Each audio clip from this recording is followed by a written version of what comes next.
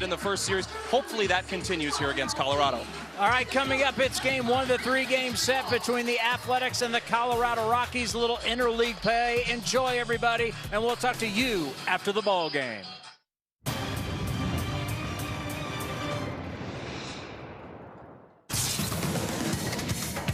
Let's go!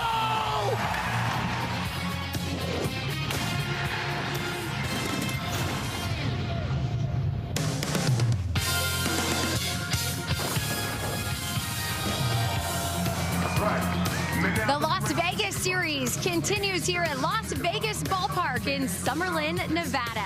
The Athletics welcome in the Colorado Rockies for a weekend set as we continue our week-long stay right here in Vegas.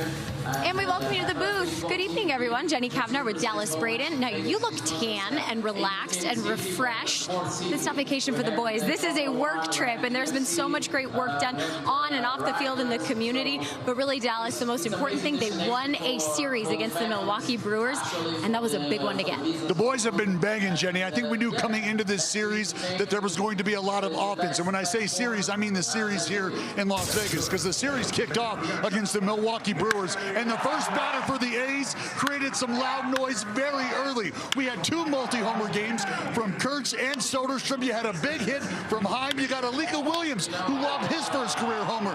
Carlos Cortez and Lawrence Butler played a little telephone. And then Elvis Adorado set up his residency once again here in Vegas with an outstanding performance, Jenny. He was punching tickets all series. It was great, and the series win was the first home series win the Athletics have had since the end of April. They're going to try and keep that rolling against the Rockies here this weekend, and some reinforcements coming as well. Jacob Wilson, he's back, starting at shortstop. We'll get you lineups next. A's Baseball is brought to you by Toyota. Class-leading MPG and more hybrid models than any other brand. Toyota, let's go places.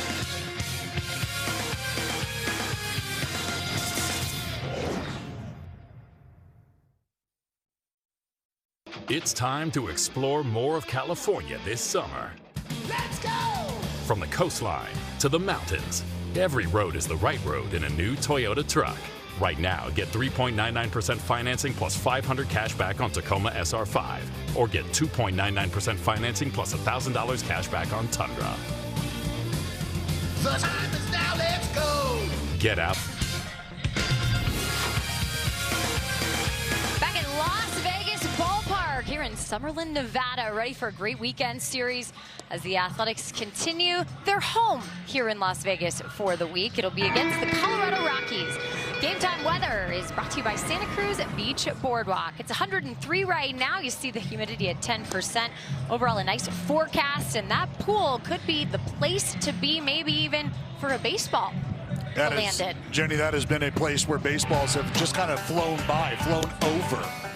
We have seen lots of balls flying out of the ballpark here. Let's get you your Chevrolet, Bay Area Chevrolet dealers starting lineup. It's Willie Castro leading it off for the Colorado Rockies. Kyle Karros hits second. TJ Rumfield, the rookie. Then Hunter Goodman, Troy Johnston, Cole Carrig, Sterling Thompson, Braxton Fulford's the DH, and Chad Stevens.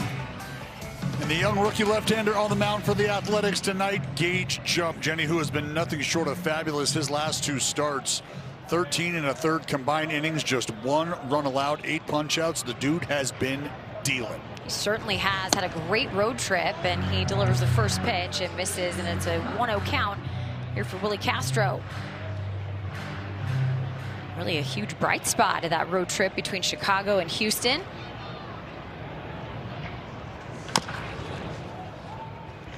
I think a big opportunity too with familiarity in this ballpark, right? We talked about that for some of the relievers who've had success over the last couple of games, and now Gage Jump can rely on the place that he called home for a bit. Was even the PCL pitcher of the week not too long ago here.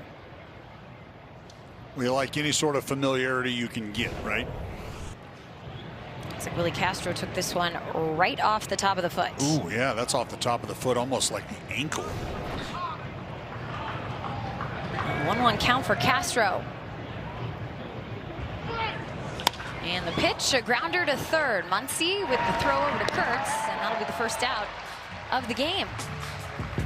Let's take a look at the rest of the Athletics defense here tonight. Joining Muncy and Nick Kurtz, they play the corner infield. It's Jacob Wilson and his return off the IL. Zach Geloff is at second. Shea Langoliers doing the catching.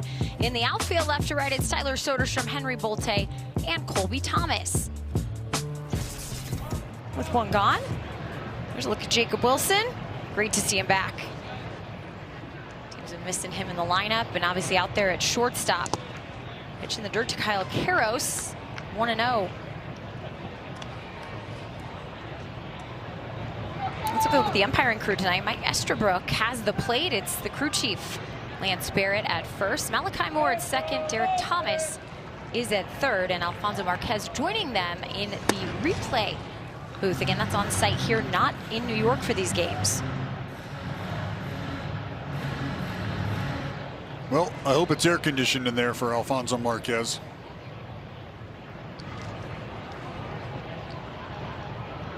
Here's the 2-0.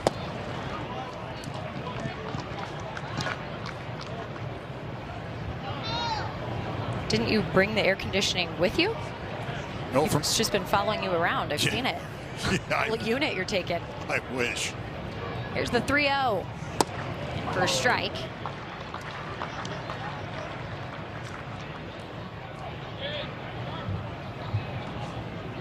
These two cross paths at UCLA. Kyle Karros, a Bruin product, and that's where Gage Jump began collegiately before transferring to LSU. Now a 3-2 count.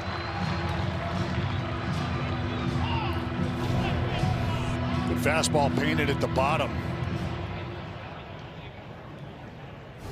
That's the thing. Gage Jump has the stuff, Jenny, to get himself back into any count should he fall behind early. And the payoff pitch from Jump. A one hopper into the outfield. It'll be a base hit for Karros. So the 3-2 in his favor, and the Rockies have a base runner here with one out. Well, it's Mike Estabrook behind the plate tonight. Lower your sights. Upper part of the strike zone just sort of disappears with Estabrook on balls and strike. He's been overturned, Jenny, on 61.5% of his ABS challenges. I believe at this point in time, that is the highest mark that we have seen. Wow.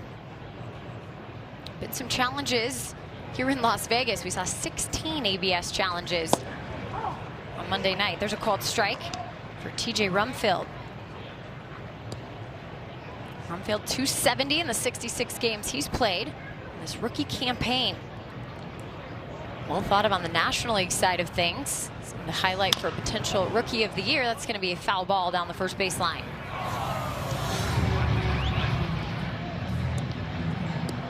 Well, I think for the Rockies, I mean, you see the accolade Rookie of the Month for May. But you're looking for guys to come up. You're looking for guys to do what they can to make an impact and show that, hey, I can hopefully become a cornerstone player for this franchise. And in a place where you're going to need consistency, you want to see power, you want to see consistent production. So far, so good for TJ Rumfield. And the 0-2. A grounder that gets through on the right side. It'll move Kyle Karros all the way towards third. Here's the throw from Colby Thomas, and it's cut off. Back-to-back hits, and now a threat 90 feet from home. Slider that just kind of stays up. You see Langoliers reaching back across over the heart of the plate. Karros heel-toeing it all the way from first to third. And look, that's something that you understand when you're somebody who likes to spin the baseball the way that Gage Jump does, and it's something he experienced in his time here with the Aviators. Swing and a miss for Hunter Goodman. You are going to have to make sure that you finish each and every pitch, because you're just simply not going to see the same bite, the same life on some of the breaking balls. And that's why being able to finish, and if you're going to make your mistake, and it goes without saying, you want to make them down no matter where you're playing at, you know, at altitude, at sea level. In the air, and it'll be a foul ball to the stands for a nice souvenir out there in the sunshine.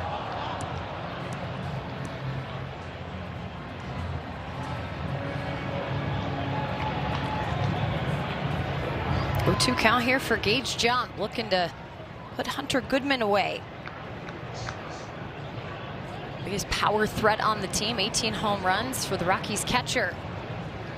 And a swing and a miss. Got him on the curveball, 2 gone. And that's exactly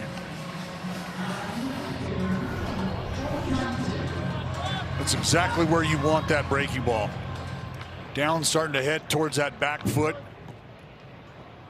You see Goodman kind of talking to himself.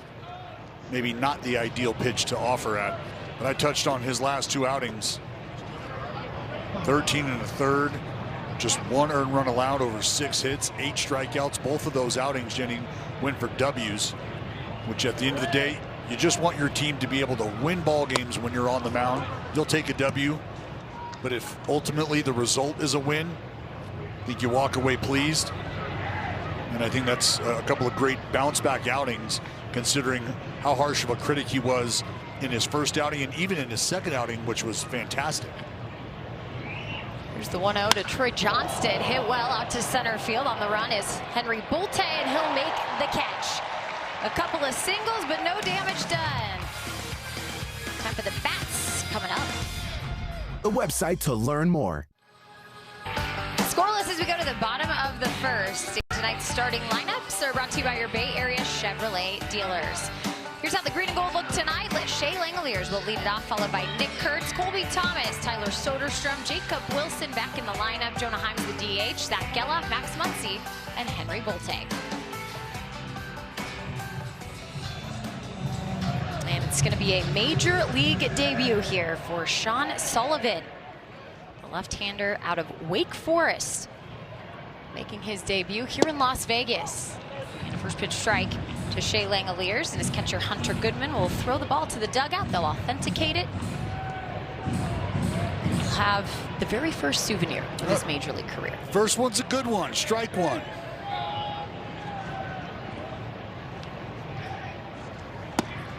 One here for Langoliers. Well, it's Sean Sullivan, former second rounder out of Wake Forest. We're going to talk about some of the familiarity across the diamond, really, between these two clubs. 11 starts in AAA. You see the numbers for the left-hander. Virginia, I think you just kind of zoom out and take a look at his overall career. The man out of Boston, Massachusetts, via Northwestern and Wake Forest. Told you he was a second rounder back in 2023. 55 minor league appearances. Popped up on the right side. The right fielder coming in to make the catch as Troy Johnston is out number 1. Let's take a look at the rest of the defense here for the Rockies. It is Hunter Goodman doing the catching. TJ Rumfield's at first. Chad Stevens at second. Willie Castro's at shortstop. Kyle Karros at third. You just saw Troy Johnston in right. It's Cole Carrick. Just a couple games in the big leagues for him in center. And Sterling Thompson in left field. Well, here's the former teammates ready to battle. Demon Deacons going head-to-head here in the major league debut of Sean Sullivan. And here they are at Wake Forest. What a time to think about the dreams you have, and now here you are on the same stage opposing each other.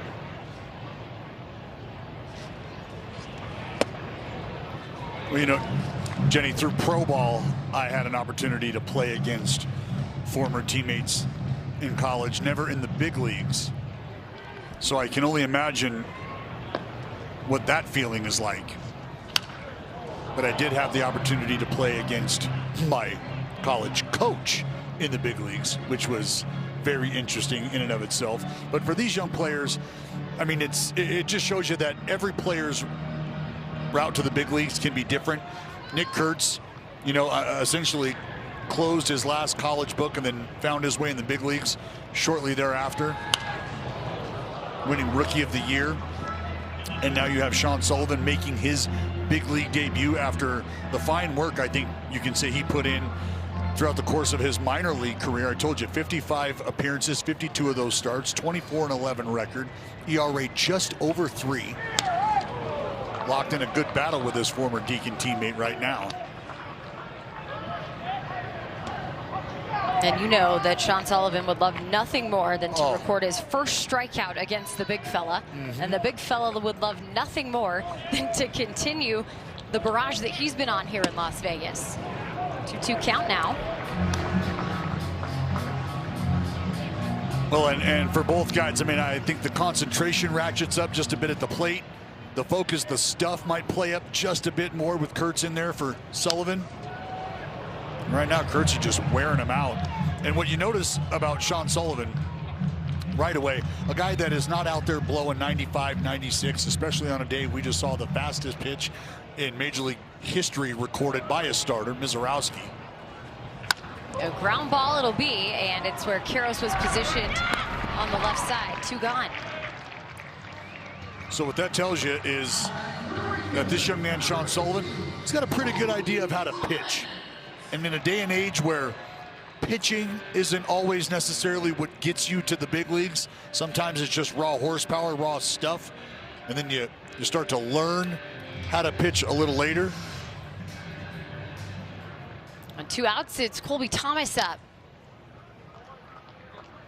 But I mean, we've seen the fastball up to 91 so far. I mean, that's what you're going to get, 89, 90, 91, maybe a 2 here and there. Heavy right-handed lineup for Mark Kotze today, with the lefty on the mound, the crafty lefty. Here's a look at Kotz enjoying his week in Las Vegas. Out and about all over town, but what he's enjoying is the Athletics winning series.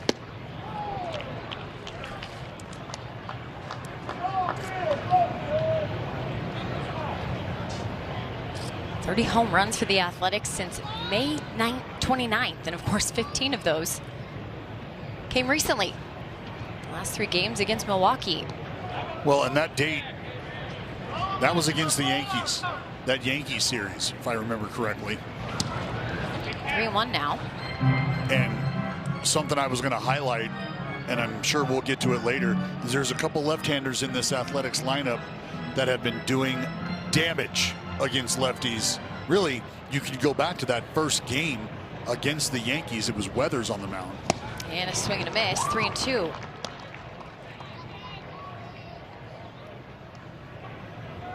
That fella, he's one of them. Kurtz went to 5 home runs against left-handed pitching. Popped up in foul territory, and Hunter Goodman bobbles it. And it will continue now for Colby Thomas. Well, right now he'd like to squish that baseball like a grape in his hand if he could. Remember, Goodman not terribly excited about how his at-bat unfolded, swinging at a breaking ball down around his back foot. Now here, going to give new life to Colby Thomas. Kind of interesting, he went full mast, didn't throw that off. And the pitch popped up, and the ball will get fouling out of play. And I know some folks might have an issue with how he tried to sort of basket catch that. You got to understand that ball not hit terribly high. So for him to make a charge at it and go palm up, remember that is a catcher's mitt and not a glove that's going to have the same large pocket to catch that with.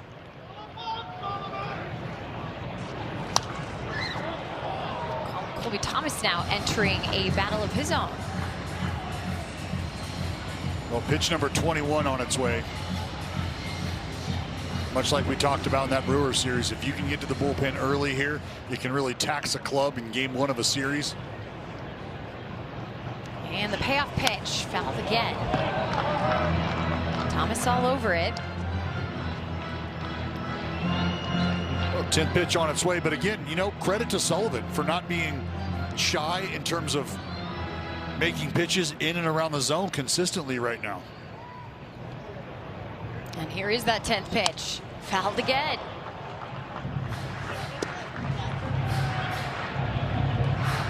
And I think these battles are really just a byproduct of, you know, not having that big overpowering fastball. Catch your breath. And the 3-2. Fouled again. Well, you love this for a variety of reasons. Obviously, Thomas hanging in there as you take a look at Warren Schaefer, the manager of the Rockies, but you're wearing him down, right? You're seeing his pitches, you're wearing him down early in a game on a warm night. And the payoff again, a swing and a miss, and Sean Sullivan comes up with his first major league strikeout. We'll move on to the second here in Las Vegas.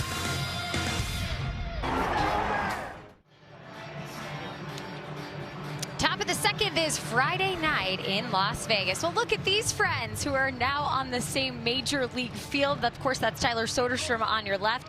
That's Cole Carrig on the right. He went to San Diego State and was drafted by the Rockies.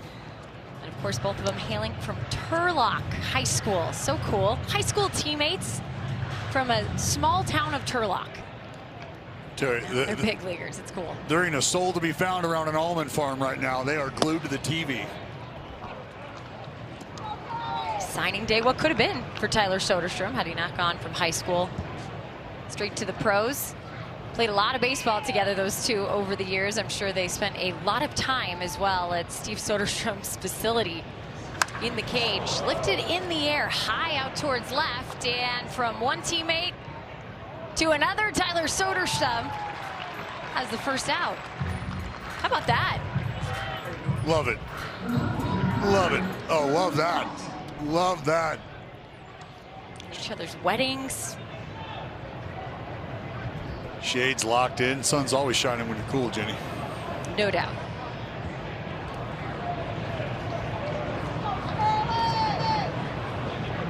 That'll bring up Sterling Thompson.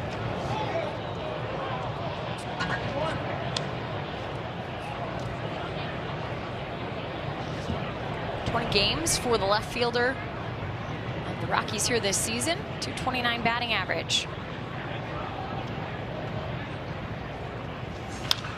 Quickly 0-2.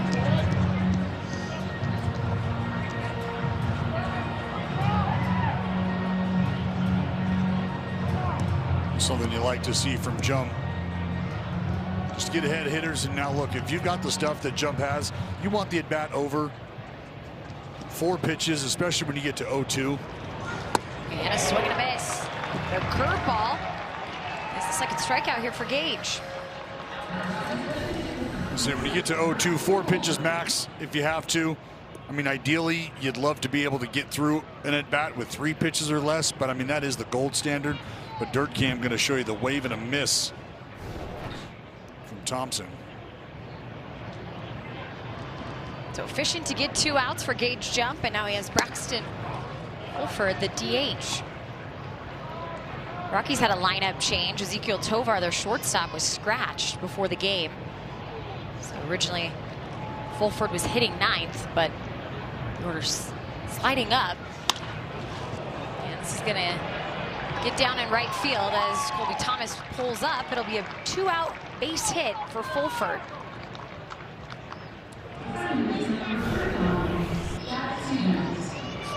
Well, Fulford maybe caught this one a little closer to the handle, tied up. Thomas not going to have a shot at picking that one out of the air. 2-out knock there. Here's the 9-hole hitter Chad Stevens, who is inserted in the lineup for Tovar. Playing second base here tonight. Runner taking off. The throw down from Langoliers off the mark, and just got a piece of it for Geloff to knock it down. It'll be a stolen base for Fulford, number 3 on the season.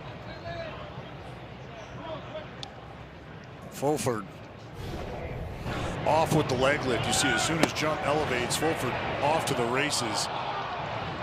Geloff just trying to do whatever he can really to knock this down. I mean, you see the attempt at a swipe tag, maybe a catch a hand or a helmet.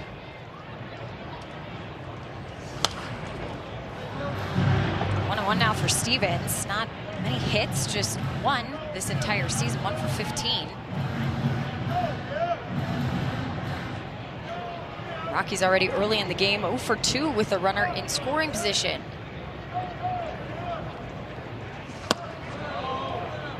Stevens pulling back, 2-1.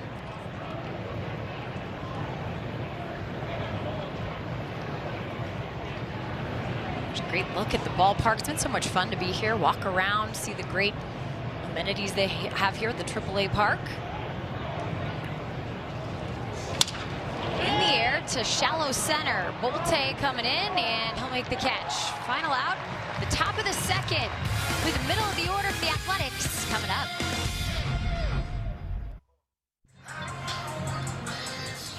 Welcome back. Time now for Wire Cam, brought to you by our friends at Defy. You were talking about some of the amenities here at the ballpark. Jenny, I'd like wire cam to see if they can't get me a shot of what that swimming pool looks like. Oh, I know that's asking a lot. Wire cam a little closer to the vest down here towards home plate. But speaking of defy, you got a man on the mound who I've had friends reach out to me and let me know that, wow, that guy looks similar to you. Just in terms of his stuff. By stuff, were they referring to the speed of the stuff? Yeah, I mean speed or lack of. And I quipped back, you know, hey, that's how you know there's a true artist at work. Well, Sean Sullivan got through that first inning in order. Got a couple battles though, and right now it's 2-1 against Tyler Soderstrom. 8-pitch battle with his former Wake Forest teammate and Nick Kurtz, and then his first major league strikeout. It was 12 pitches to Colby Thomas. 2-2 count for Tyler. He's been fantastic as of late. 20 games reaching base. And against left-handed pitchers, you see the numbers. Early, the struggle. And you brought it up. Lately, some of these lefties have been seeing the southpaw on the hill very well. 455 batting average since May 23rd. And I mean, you go to May 29th, as I talked about, he and Kurtz together versus lefties, hitting 400, slugging 1075 with a 1553 OPS. And the payoff pitch lifted in the air towards left field, going towards foul territory. And Karros is there for the catch. One gone, and with Jacob Wilson coming up, we want to welcome him back and let you know about the move as well. He's reinstated from the IL after injuring his shoulder defensively. Brent Rooker, unfortunately, has been placed on the 10-day IL. He has a bone bruise in his knee, kept him out of a game on the road trip, and now they're going to give him that 10 days. Hopefully, cortisone shot, get some rest. And Mark Kotsay saying today that they really feel it could just be those 10 days if he proves to be healthy enough to get back at it. And I think there's things to like and not like about it. And my point is, number one, you never like to see Wilson to center field. Going back is Cole Carrig, and he'll make the catch. 2 gone. You never like to see anybody hit the injured list. What you do like to believe is that it is just going to be a short amount of time. The other aspect of what you don't like is anytime a guy like Brent Rooker finds himself on the injured list, you know that enough has been enough. Meaning Brent Rooker has tried to do each and every little thing he can to battle through and just kind of play through some nagging injuries and stuff. First pitch missing inside to Jonah Heim. Yeah, it's the second time on the IL. It's frustrating. Guy played 162 games last year. He wants to be out there each and every day, so Jonah Heim taking over the DH duties here, and he's been on a tear as of late. See a couple homers from Jonah. Last 7 games, 6 for 19 with 4 homers and 6 RBI.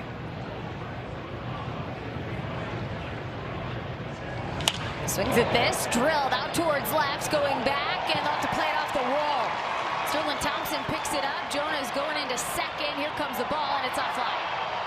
A double for Jonah Heim, and finally the Athletics here with their first hit against the rookie Sean Sullivan.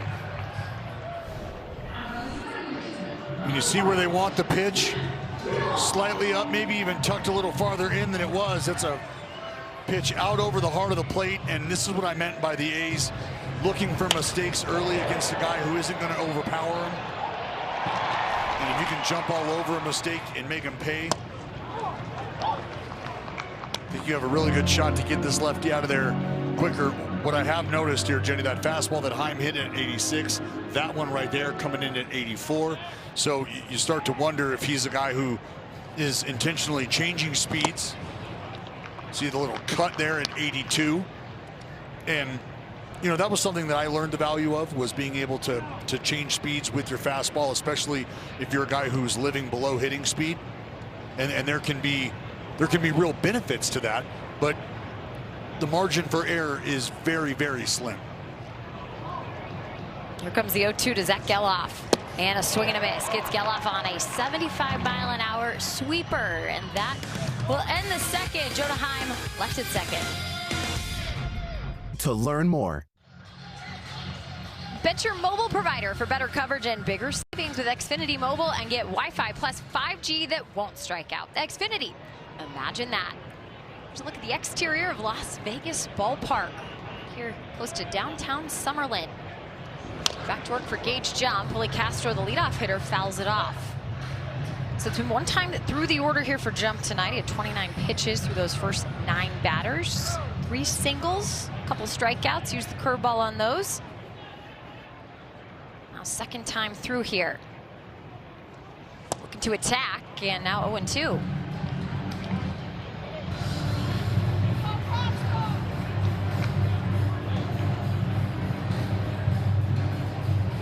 Again, Jump doing a great job of getting ahead early, and I'll continue to harp on him being able to put these type of at-bats where he is ahead as quickly as he is, putting them to bed quickly.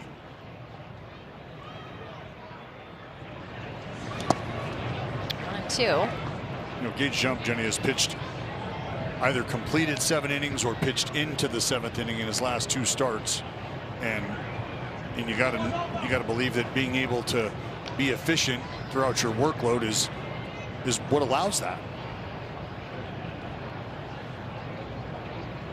Here's the 1-2 to Castro. A ground ball to Wilson. And on to Kurtz. 1 gone. Well, time now for StatCast, powered by Google Cloud. We're going to take a look at the velo on the pitch selection. About 98, 99 on the 4-seamer. And now here come the supinators. The slider, about 86. The curveball, about 81, 82. And you see him walking off the mound, just kind of miming the finish of the pitch. And I mean, I think Gage Jump has done a fantastic job of what we talked about in needing to finish those breaking balls tonight. In doing just that. Now that pitch right there is going to be a pitch that is a continued work in progress, but I think can be a very, very real and dynamic weapon for him, which is the changeup. 1-0 for Kyle Karros. Here's the pitch from Jump.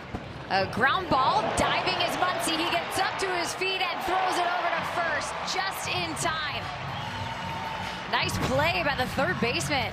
Fantastic effort from Max Muncy. See Muncy able to go down and get it, pop himself up with the glove as well, and then fire it over to the big fella on the back end to take care of business.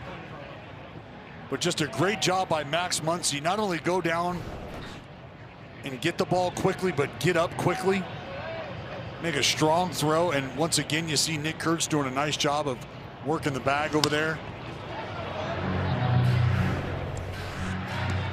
You know, these are some things that you like to see, especially from a guy who himself has, you know, just recently returned from the injured list. I mean, played a lot of good baseball in his rehab stint here at the Aviators ballpark. 0-2 now to Rumfeld, but he's going to tap the helmet for an ABS. The batter's challenging the pitch. I mean, I'm not sure Rumfeld. I mean, that is. The pitch is a strike. I think that's a pretty good indicator.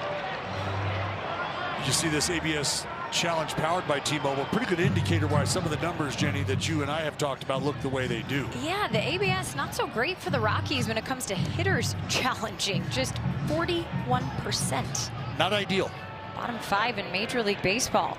And they've done it a lot. I mean, that was the 77th challenge that a batter has had.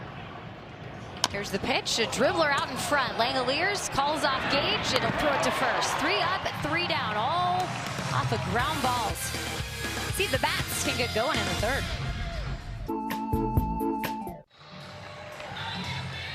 Time now for the Blue Moon bright spot. And when you look at the Athletics in franchise history, most home runs in a 4-game span. Well, it was 18. That came back on June 25th through the 29th. This season, there was 17 through the stretch of June 7th through the 10th, as Max Muncy fouls off the first pitch here in the bottom of the third. 1996, they had a nice run of 16, and just a couple years ago in 2024, 15 homers over 4 games. Of course, right now, Dallas, they sit at 15 homers through 3 games. So it would take 4 to sit on top of the franchise here tonight. Lifted in the air out to right. And it'll be Troy Johnston all over the fly ball. Muncy retired for out number 1.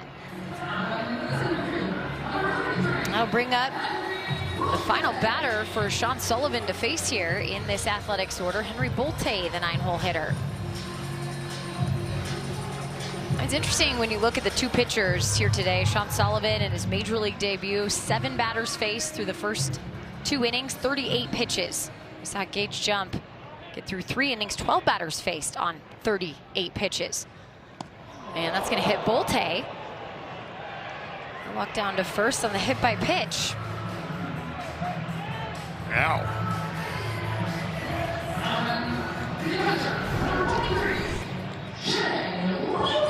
Just above that shin guard, it looks like. Knock that top strap off. I'll bring Shea Langoliers up for the 2nd time. Slide out to right.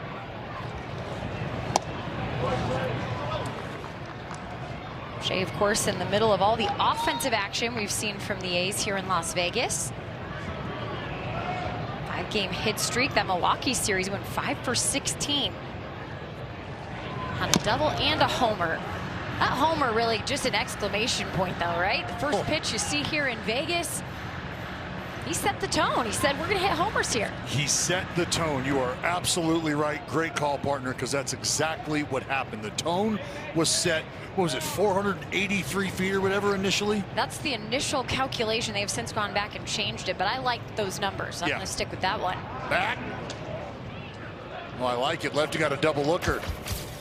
Speaking of looker, looking onto the barrel, and later, I mean, that ball was crushed. He almost hit it over the entire signage wall out there and left that goes from left to... Taken off, popped up on the right side, and it's going to be caught out in right field. Bolte has to speed back, and he does beat the throw back to the base. That is what speed will give you. That's impressive. That is impressive. Bolte hung around at second base for a while. Wasn't quite sure where the ball was. Got a pretty good jump. He was probably going to be safe should this ball have not been put in play. But once Bolte realizes that it is indeed in play, he's got to get back and get back in a hurry, and he does so. My goodness. I think that's what Troy Johnston's saying too out there. Is, oh my gosh, I thought we were going to double him off right there. Holy cow. Faster than the scouting report says. Here's Nick Kurtz. Was his former college teammate and Sean Sullivan that won the battle in the first. Got Nick Kurtz to ground out. Had to deliver him 8 pitches. Kurtz was fouling off a bunch of them.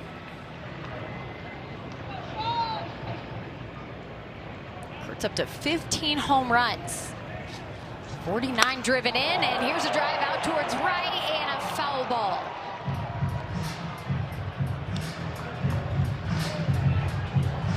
Well, Kurtz has really turned things on, not just in the month of June. Of course, he ended May as the player of the month in the American League. But these last 12 games, Dallas, you take a snapshot of this. 318's the batting average, 14 hits over that time. 7 of those 14 hits, homers.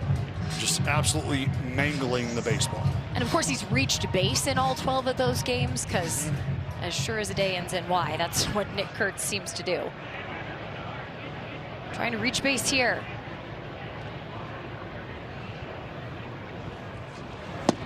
2-1. Well, and again, what's been impressive, I talked about the combined success against left-handers, but for Nick Kurtz over a 12-game span, again, dating back to that Yankee series, hitting .350 with an OPS of 1385, 4 homers against left-handed pitching. I mean, between he and Sodi against lefties, it's been an absolute assault. And just to contextualize the success of those two, when I tell you Kurtz is hitting .350 against lefties, you say, wow, that's pretty good.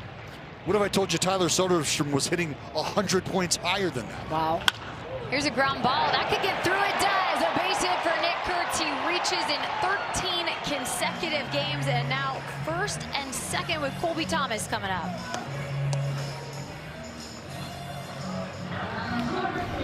Hit it where they ain't. That's the name of the game.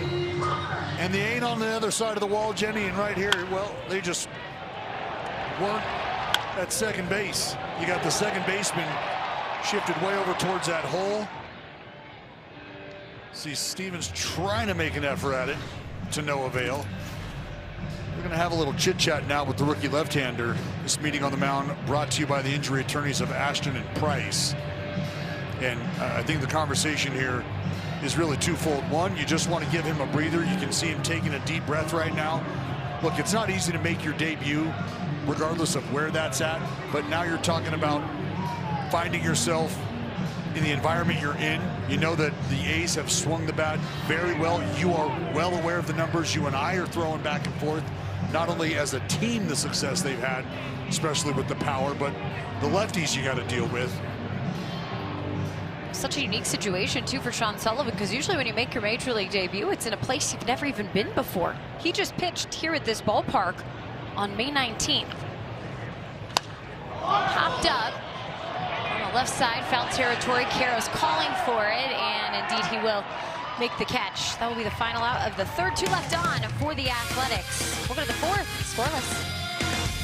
On NBC Bay Area. Hola, Sofía. I need your help con español. Ok, practiquemos. Yo te ayudo. Ok, Jimmy. Yo juego fútbol. Yo juego fútbol. Pasa. Pasa, pasa. Pasala. Remata. Yes. Right.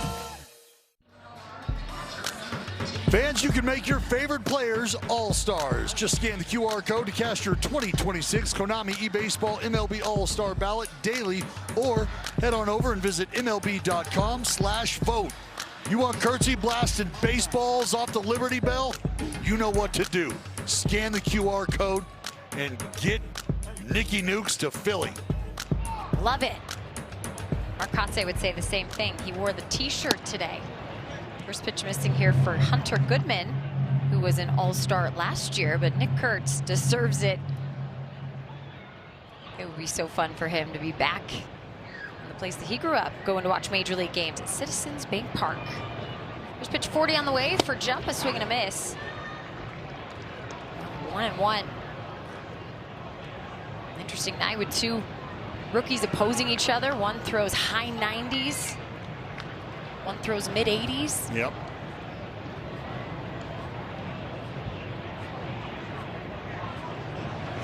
And a swing and a miss. 1-2's the count here for Goodman. Struck out on a changeup in the first. Well, you're already starting to see some action down there in that bullpen. Jeff Criswell starting to loosen up. It's Hunter Goodman, 98. Well, we've seen some celebrities all around town, right here at the ballpark. Will Guidara has been here, the world-renowned restaurateur. He's partnering with Airmark Sports and Entertainment to design the premium culinary and hospitality experiences. Should be really cool. I think it's the most exciting new sports venue happening in America, not just now, but for a very, very long time. And when I spend time with not only the team at Airmark, but John and Ross and everyone, it was very clear that there was a desire to create something significant. I cannot wait for fans to walk in on that first day to experience what I think is going to be a pretty magical world. I mean, listen, what's going to happen on the field is going to be amazing, but if we do our job well, when I come to a game, my hope is that if you and I go to a game together, we are going to leave with a memory, perhaps be a little bit closer to one another than we were when we walked in the doors. And that comes through hospitality. It comes through curating experiences, creating environments, and truly delivering something that is extraordinary. Delivering a culinary masterpiece around baseball. It's so cool. You got a chance to taste some of his food last night. Yeah, and I think I may have ate enough where there's probably still some of that 68-ounce porterhouse lingering on my breath. I mean, it was just a phenomenal experience. And being able to talk to Will beforehand, you really got some insight as to some of the ideas that he has and some of the surprises that are going to be revealed when the ballpark opens. Jenny, I cannot wait, because he's right. It is going to be an incredible experience, not only from a culinary perspective, but when he talks about the hospitality. I mean, he's got a book which I really truly encourage folks to go check out, because it speaks to what separates and what can separate you from the work you do that might be in the same field as others, and how you change that. The book Unreasonable Hospitality, and I think speaking to him, you immediately grasped what that was going to do, what that was going to mean, and just so excited to hear his enthusiasm around what he has in store. I mean, I was blown away just listening to him talk. Here's the 1-2 to Carrick, and that's fouled back. I can imagine. I mean, you think about building a brand new stadium in the sports and entertainment capital of the country. You got to go all in, and food is a huge part of hospitality. And so for a name like Ogadar to be on board and to be presenting that premium culinary and hospitality experience, it's going to be top notch. Ground ball, Kurtz will take it, and a race to the bag, lots of dive to it. He beats Carrick, and that will be the final out here in the top of the fourth. He's an all-star. Here's a look at that new ballpark right there on the strip. It's coming along great. Baseball. A's Baseball is brought to you by Roaring Camp Railroads. There's a secret adventure in the trees. Join Roaring Camp's Kids Club for free.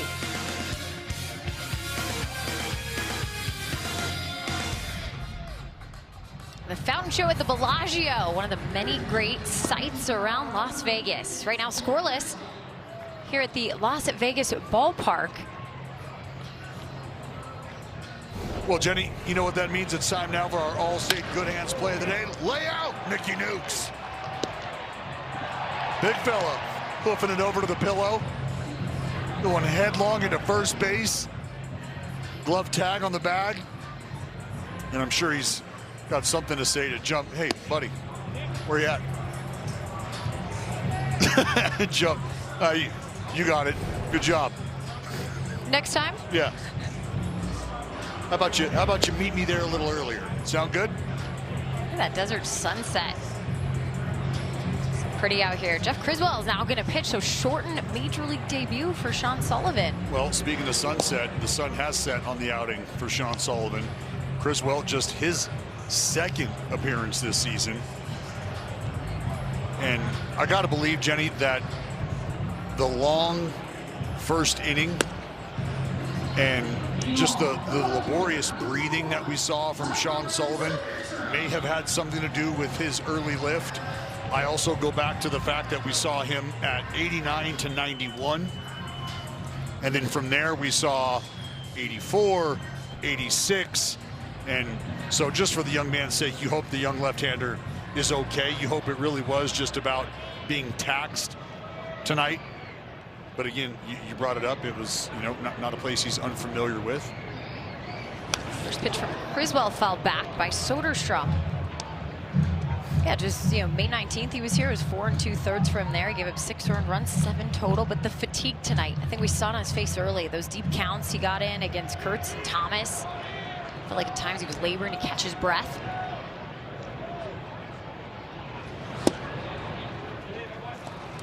One-on-one here for Soderstrom.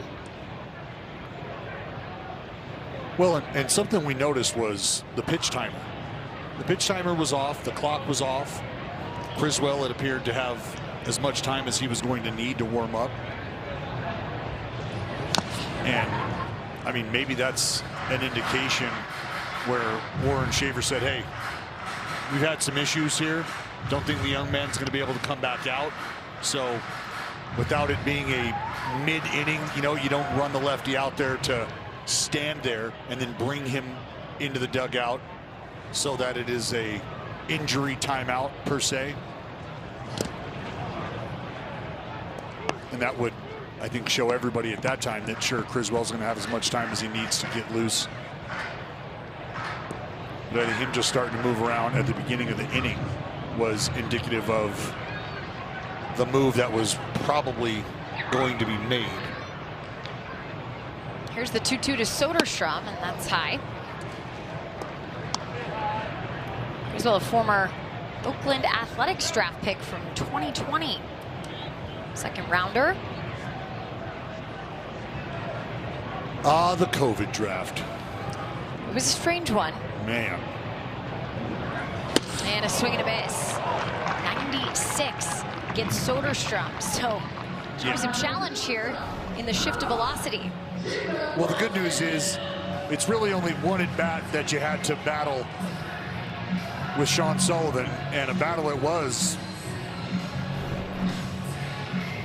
But now that Criswell's on, and I know it might sound funny, initially you think, man, a guy throwing, 86, 89, 90-ish, feel like you'd see a fight at the bat rack for that. But I think over time you start to understand, what are these guys used to on average? Where they're on average, they're used to about 94, 96.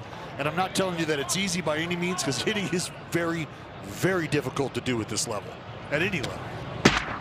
But knowing that their gauge is set, their speedometer is set to a certain speed limit,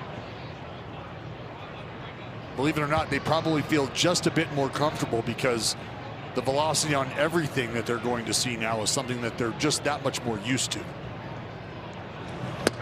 Well, you think of the trickle-down effect too now, Dallas, right? You're sitting here in the 4th inning if you're Warren Schaefer, and you're into your bullpen on game 1 of a 3-game set in Las Vegas when temperatures are high, and you obviously know the damage that's been done in the previous series that was played here. It's an all-hands-on-deck affair.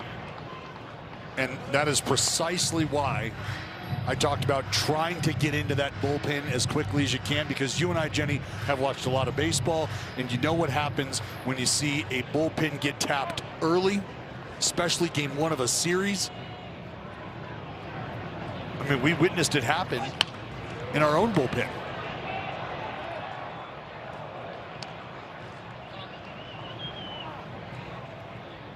Well, the Rockies, of course, have had their struggles with pitching once again. No strangers to high ERAs. They've had several years where they've turned that in, but 5.56 right now. That's well above where the Astros sit in 2nd. 4.85 is their ERA. And it's really, sometimes when you look at those numbers, you go, okay, how are they jaded? Is this about the starters? Is this about the bullpen? Is this about home road splits for them, or they're worse at Coors Field? No, it's down the middle pretty much. All facets contributing to that. A 3-2 count here for Jacob Wilson. In the air to left.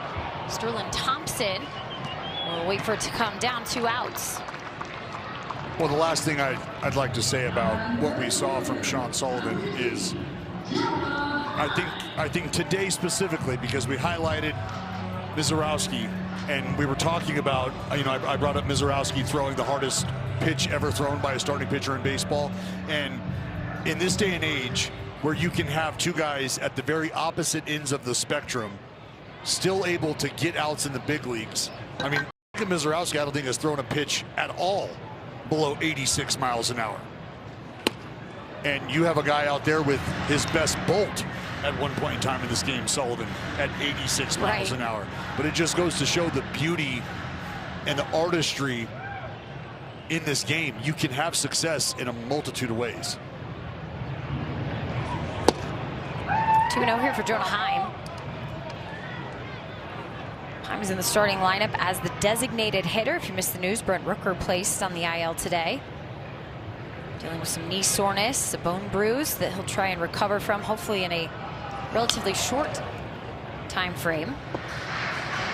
But you also want to find room for this bat, right? Heim's bat has been hot. Need a switch hitter in there. Well, that's why I think everybody was excited about the acquisition of Jonah Heim, because you knew not only what he came with from the defensive perspective, but now offensively what he has been able to provide. Popped up, and this ball is heading back towards the stands. Hunter Goodman's on it, but it sneaks over the netting and out of play.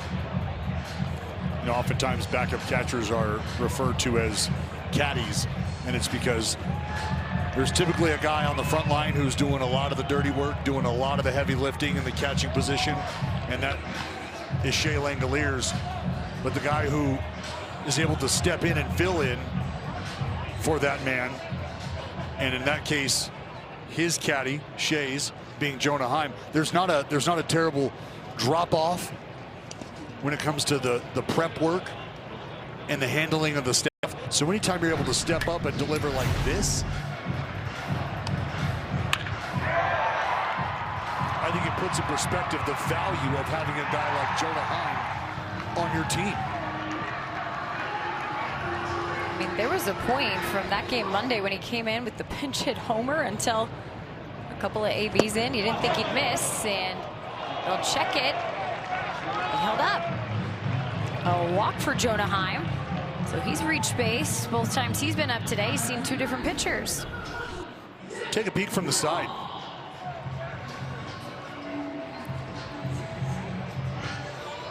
I mean, that is right at the borderline, but I'm Team Heim all day. Team Heim. Hashtag. Here's Zach Geloff now. Geloff struck out against Sean Sullivan. First time facing Criswell here.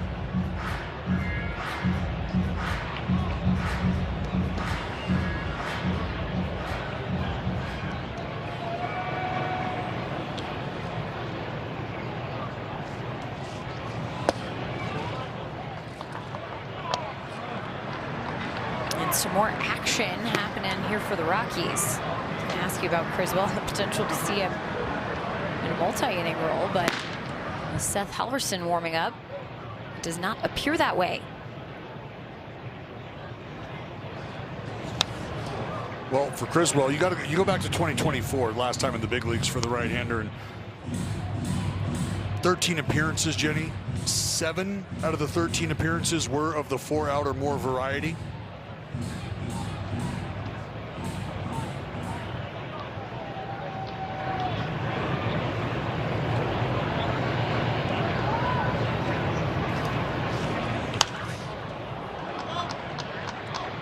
Just one inning for him in his last outing against the Cubs over their homestand. Right, and again, that was his first outing of the season here at the big league level. So I think and I think this is even more indicative of we're going to try to have to figure out how to patch this one together. Ground ball chopped to third. Karros plays it low, and he'll get the final out. One left on. We will go to the 5th. No score yet here in Vegas. Chevy. Get all your highlights, analysis, live updates, and more. Everything an athletics fan needs. The NBC Sports California app. Download now. Great aerial view of the ballpark here in Las Vegas. Hard to believe we're scoreless through 4, Dallas. How about it? But here we are. Top of the 5th, and Sterling Thompson fouls off the first pitch from Gage Jump. I mean, I was trying to go back. I know we had first inning scores, top of the first inning scores in all 3 games, but I think it was that very first game it took until the 5th batter to get the first run across.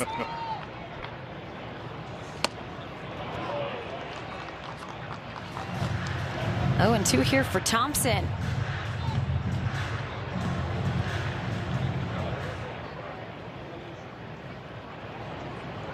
Gage Jump has had a nice couple of innings. Set down 7 straight Rockies. And strike 3. Ooh. Raises Thompson on 97. That's 4 strikeouts.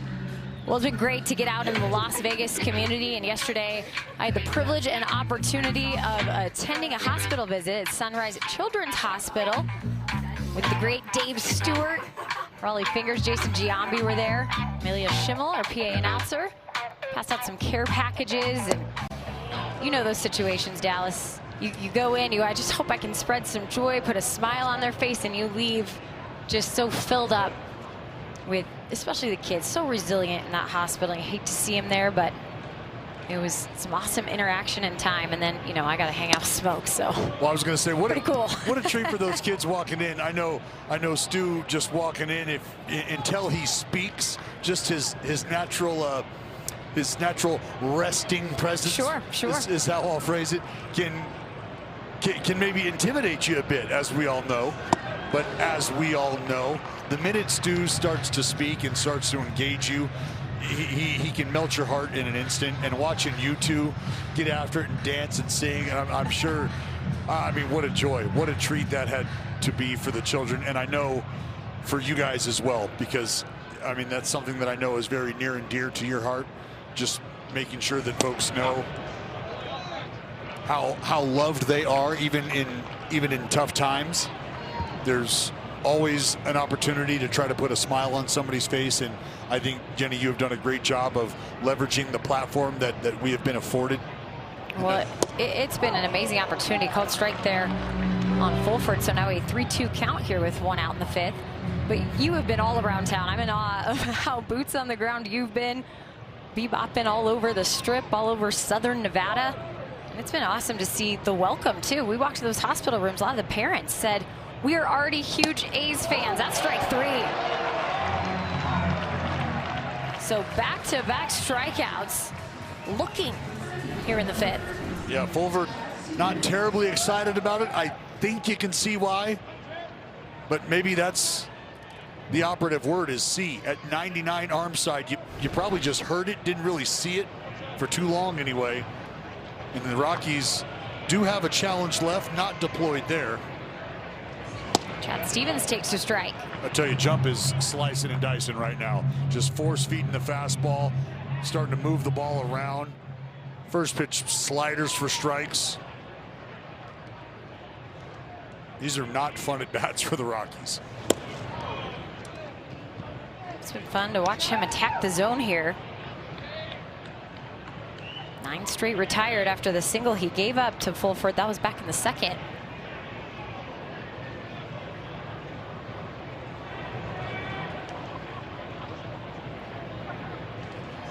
Swing and a miss. Oh my. Chasing out of the zone. Well, I mean, that's what that tells you right now is what kind of arm speed Gage Jump is featuring. Because, I mean, this ball is missed by about 2 country miles. But it's trying to hit that heater. See if Jump goes back to it.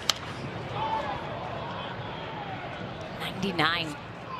Yeah, and I'd be, I mean, if I was Gage Jump here, I'd want to just get another look at the changeup. I know it's a pitch that he's wanted to work on, but what the swing tells you, what the foul ball tells you is, I mean, incredibly tardy on the fastball. You could probably beat him. You want to go here in with it. And the foul tip. That'll be strike 3. Strikes out the sides. 10 straight retire now for Gage Jump. Another day. Same pain, same med. Come back, all knotted up here, bottom of the 5th. Folks, tonight we are proud to recognize Make-A-Wish Nevada as our nonprofit partner of the ballgame. Since 1982, they have been a beacon of hope, creating life-changing wishes for children facing critical illnesses. These wishes provide the emotional and physical strength local kids need to fight their illness and enjoy childhood. Help bring more wishes to life by visiting wish.org/NV, or you can follow Make-A-Wish Nevada. Max Muncy's going to lead it off for the Athletics in the bottom of the 5th. Fouls off the first pitch he sees from Seth Halverson, now in relief. So this is the 3rd pitcher for the Rockies here already tonight. A shortened major league debut from Sean Sullivan, just 3 innings. Jeff Criswell came on, win an inning with a strikeout and a walk. Well, no short of stuff. I mean, you got 96 plus from Criswell. Now you're chewing on 100-mile-an-hour cheese biscuits from Seth Halverson. This will be his 16th appearance out of this Rocky bullpen, and frankly has had a rocky go of it. 2-1 for Muncy. Light out to right, back in the 3rd.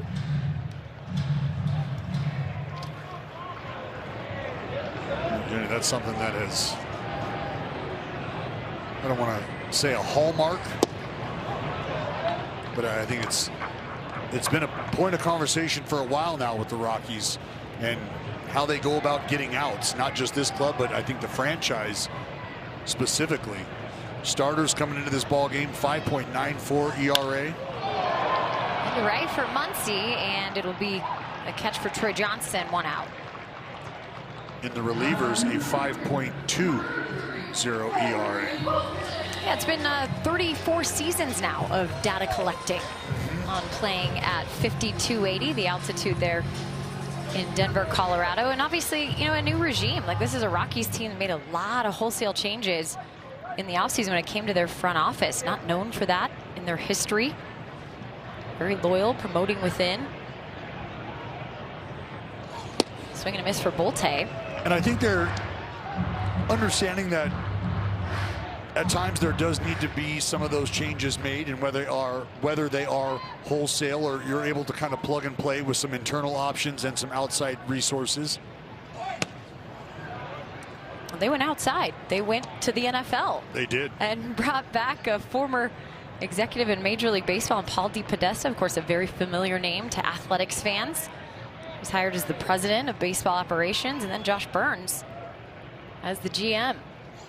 Trying to solve some of those pitching woes there.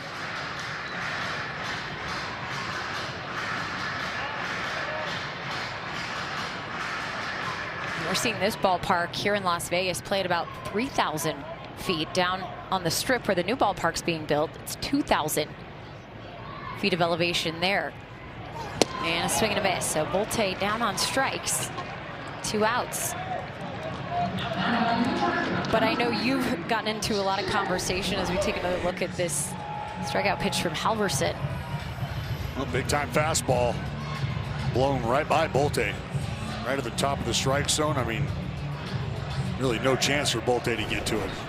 Bring up Shea Langoliers, but I know you've had a lot of fans ask you, especially after that first 15 to 14 extra innings loss on Monday. So is this how baseball's going to be in 2028 when the Athletics move to Las Vegas? And I think you've done a nice job of making sure your microphone works and letting everyone know. No, it's going to be enclosed. There's temperature control, right? Right. There are so many things that are very different. Big swing for Shea Langoliers, and what's not different is another homer.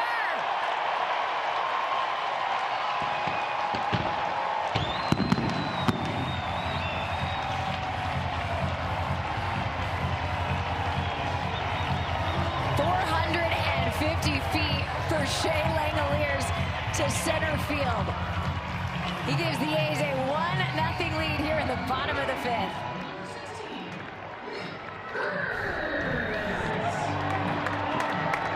Well, Halverson heater at 99. See ya.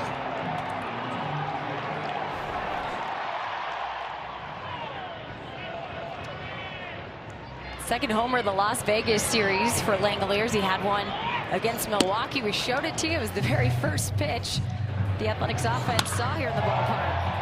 How about Dirt Kim? Stay fair. Stay fair.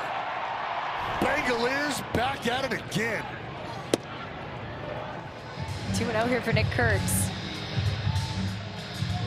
So we did get official word inside the Rockies clubhouse that Sean Sullivan left the game due to illness. Yeah, I got to believe that the laboring that we saw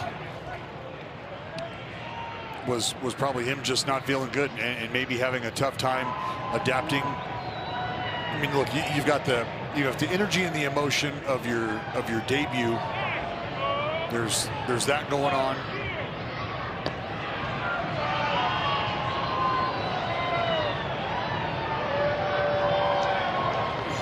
Kurtz with a big swing. Oh my goodness! Splash hit and beyond. Holy cow! That totally skipped the pool. 471 feet. He's a Vegas machine. Well, I'll tell you what, fair to say, jackpot.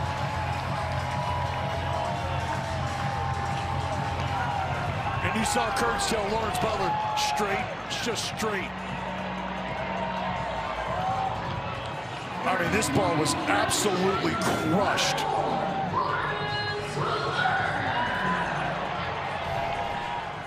How about back-to-back jackpot? 2-0. The Athletics lead the Rockies. 2 outs here in the bottom of the 5th.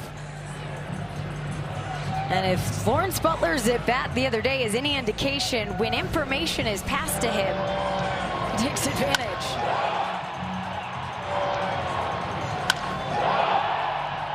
Churn it up. Big Amish with with a swing as smooth as butter, baby. And here you go. What do you got? Well, I got all of it. That's what I got.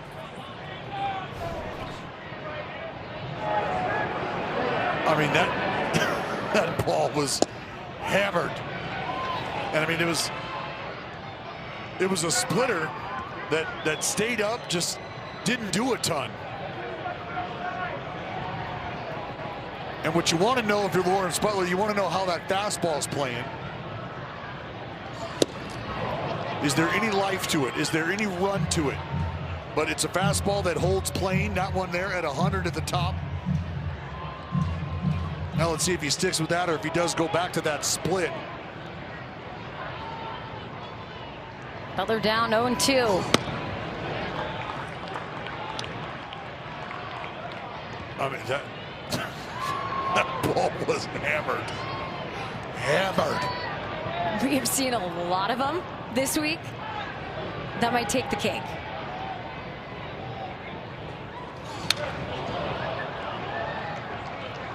One and two here for Lawrence. That's 5 home runs now for Kurtz since Sunday. He's at 16, 50 RBI.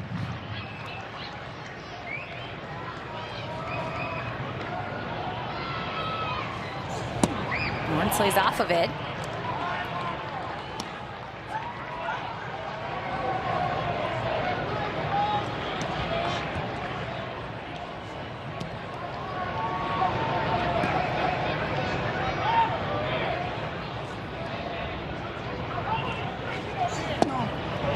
Now. Well, you know what that means. It's now 17 homers in 4 games for this Athletics club, Jenny. It certainly is. 1 away from the record. Tying the franchise record.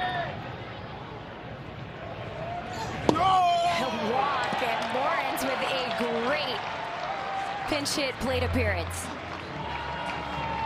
Let's take you back to Wednesday. Time now built for the big moment by your Bay Area Chevy dealers. Wednesday was the bottom of the 7th. Cortez would step up and hammer a pitch, pass along some information to the Law Dog, and the Butler delivered a barrel, a big-time barrel. Those homers for Cortez and Lawrence would give the green and gold the lead.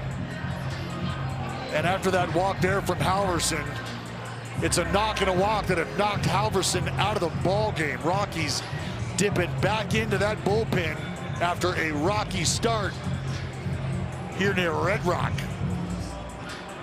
No more stress. This copyrighted telecast is presented by authority of the Athletics and may not be reproduced or retransmitted in any form, and the accounts and descriptions of this game may not be disseminated without the express written consent of the Athletics. A little throwback. You just witnessed Shea Langoliers as an Aviator back in 2022. He had a walk-off home run right here against Tacoma, and close to 4 months later, well, he would make his major league debut and stay here for good. That season at AAA, 19 home runs for Shea in 92 games. And now with the homer here today, that's 18 homers this season, 105 in the big leagues so far for the A's catcher. Got the scoring started. That was the most important thing here in the bottom of the 5th. Solo home run for Langoliers, followed up by a solo shot from Nick Kurtz, and now back to the bullpen again. And it's Zach Agnos on now, 18th appearance for the right-hander this season. And again, it's been a Rockies bullpen that has had a tough time keeping guys off the base path. Tonight, it's been a tough time keeping the A's on this side of the wall. Their job doesn't get any easier right now with Tyler Soderstrom at the plate. Tyler's 0 for 2 so far in game 1 of this series. Pops this up in foul territory. Carroll's going for it, and Hunter Goodman will give way to the third baseman.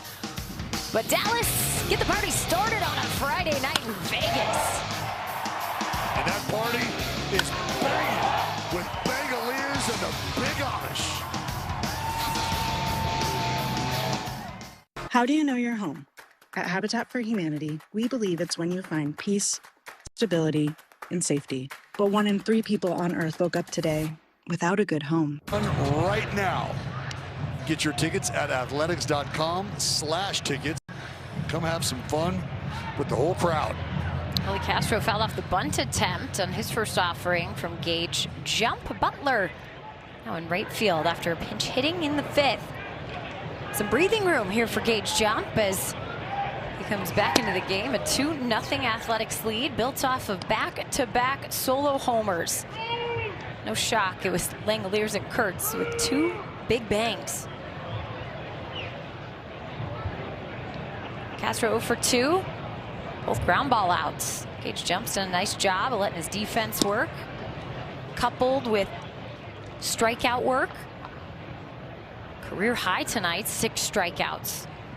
Well, it's been a good mix, and we've talked about how well of a job he's done getting ahead of hitters, and I think really getting ahead early.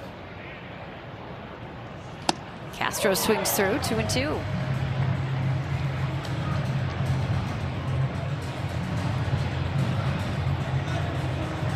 Castro came into the game seeing left-hander as well. 228 clip against Southpaws. So coming off a homestand where he went 8 for 21. On the ground here, and it gets past Muncie, so it will be a hit for Willie Castro, and that will break up the 10 straight retired from Gage Jump.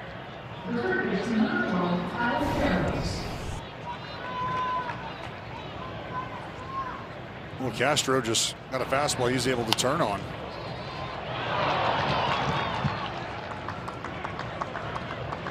And again, the good news is keep the ball on the ground. Stay away from some of the damage we've seen the A's deliver. We'll check over on Castro. Does have 5 stolen bases on the season.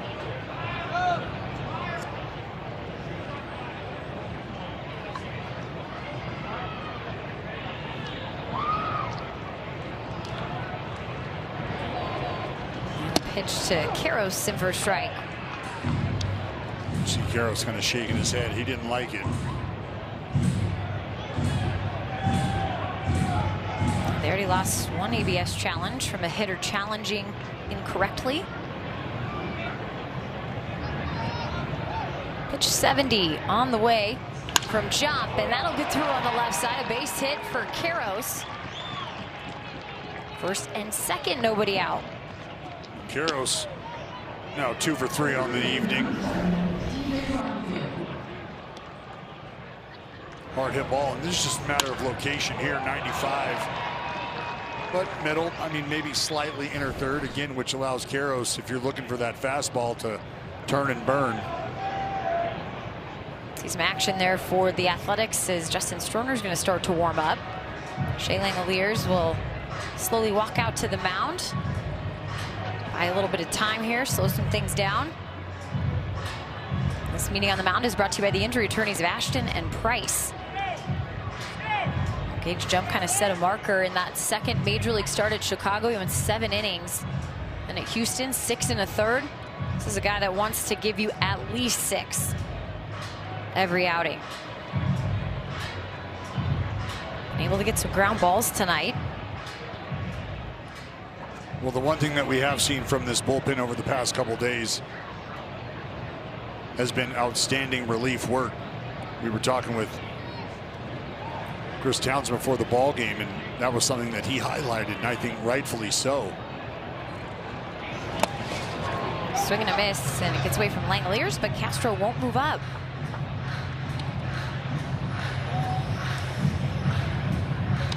Yeah, the Athletics have 8 1/3 scoreless innings out of that bullpen. But not only 8 1/3, and I was almost wondering why Castro, who was way out there in his secondary lead, opted not to go. But it's the way that they've attacked the opponent. For me, that's the key takeaway. 13 strikeouts in those 8 1/3, and not a walk to be found.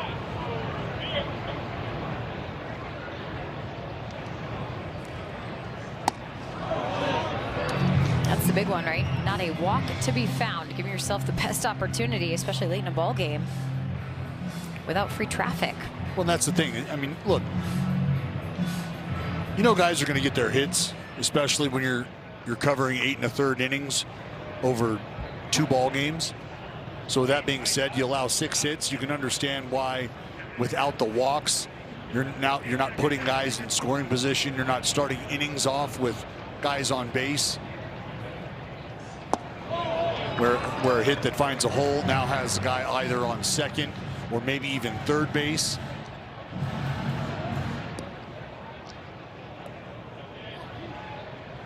After Goodman waiting on deck, nobody out here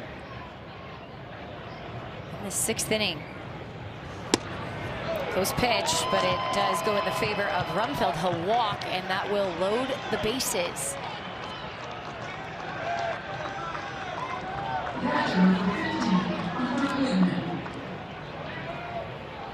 And that's going to bring Marcotte out of the dugout. It's 75 pitches for Jump. 3 on. They're going to turn things over to Justin Sterner, who will have the power threat at the plate, and Hunter Goodman coming up.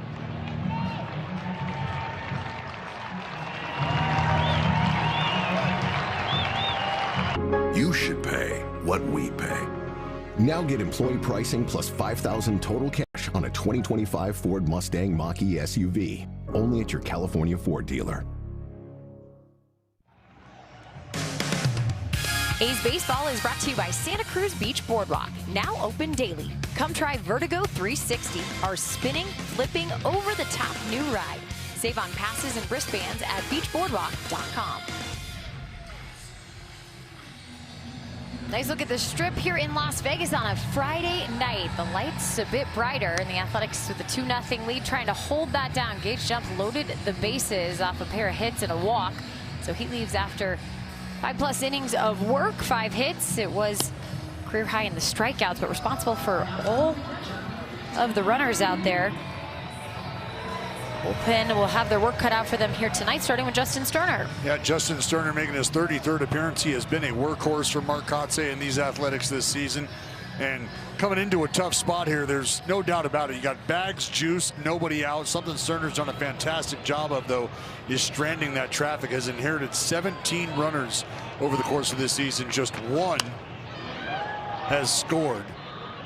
And I think it would be understood if the Rockies in this situation were able to push a run across. That's why the mindset right now is just to minimize the traffic moving from here on out, minimize the damage right now. Looking for a punch out pop up, you'll take a double play.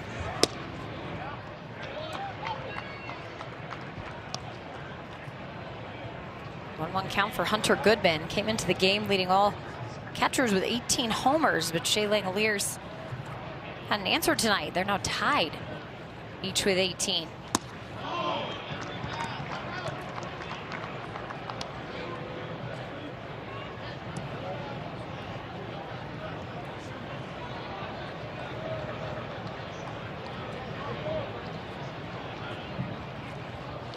Here's the 2-1.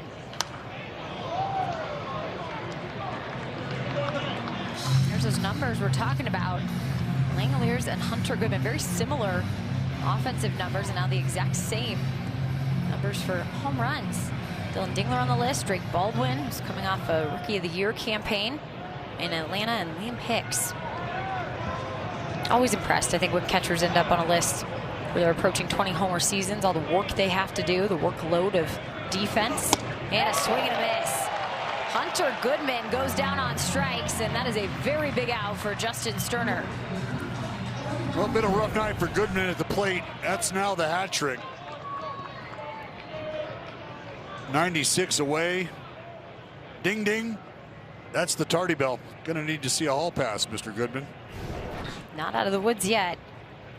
1 out, bases loaded. Troy Johnson, a left-handed hitter up. Big swing and a miss, bounced off. Shea couldn't find it. He's talking to the umpire.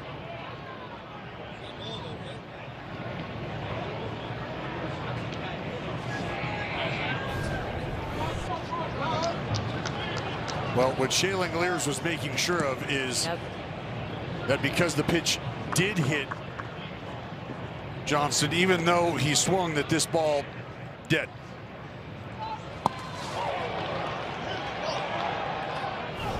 It goes right off his foot, and immediately Shea turns around and checks with Estabrook. Here's the pitch.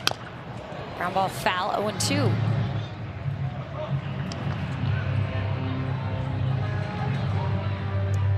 Johnson's 0 for 2 here tonight.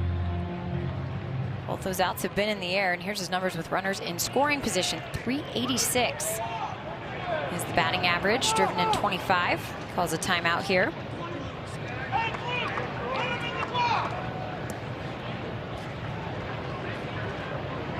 Speed at third and Castro. You got Karros at second and TJ Rumfield at first.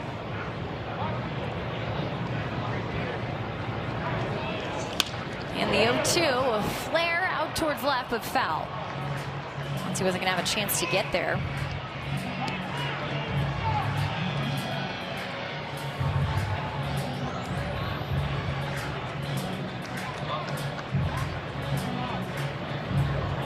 These are those situations we talk about where they're not a save situation by the book at the end of the game, but a save to the game now. 2-0 affair. And the pitch high in the air out towards center field. Bolte will wait for it to come down, and here comes the run in Castro. It'll go down as a sacrifice fly as Karros moves up to third. 2 gone, and that's what you're talking about, minimizing the damage. Well, look, you'd love to go get yourself a punch out in that situation. But the fact that you come into a spot with bases loaded and nobody out, and you're able to get the next 2 guys out, it would be understood if there was a productive out mixed in there somewhere, which the deep fly ball to center gets that job done. But now you can get comfortable going right back into attack mode here against Cole Carrick.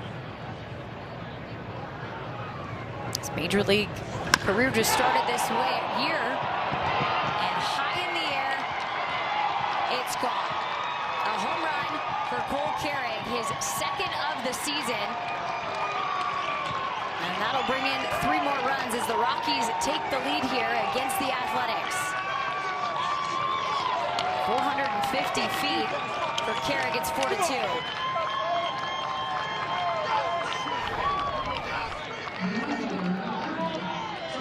Not cheap by any means. 90-mile-an-hour cutter about knee high.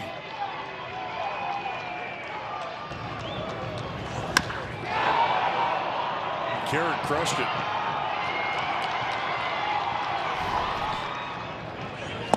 Swing and a miss for Sterling Thompson.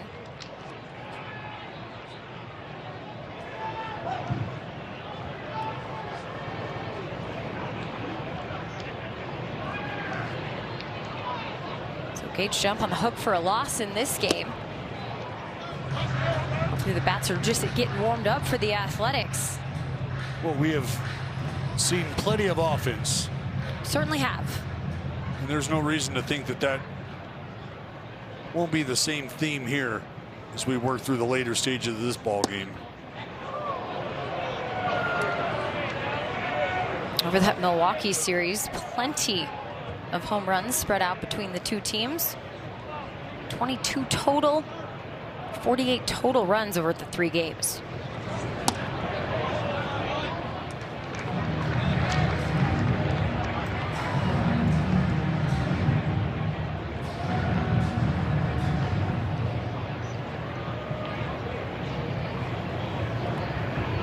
Here's the 2-2 to Thompson. Out to left field, and in comes Soderstrom. That'll be the final out, but 4 runs score. It was a 3-run homer from Cole Carrick that gave the Rockies the advantage. Or it's gone. Upcoming schedule is brought to you by Service Champions. The homestand continues next week in West Sacramento. It'll be the Pirates coming to town and the Angels for 4. And then out on the road, West Coast trip.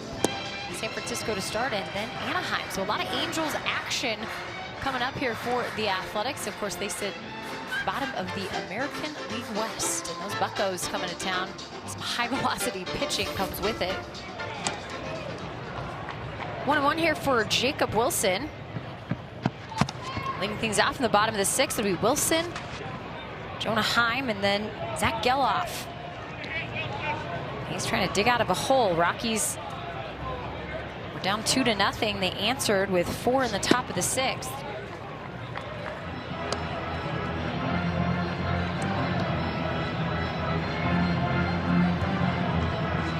See if Jay Willie can't work some of that wizardry with the wand that we are used to.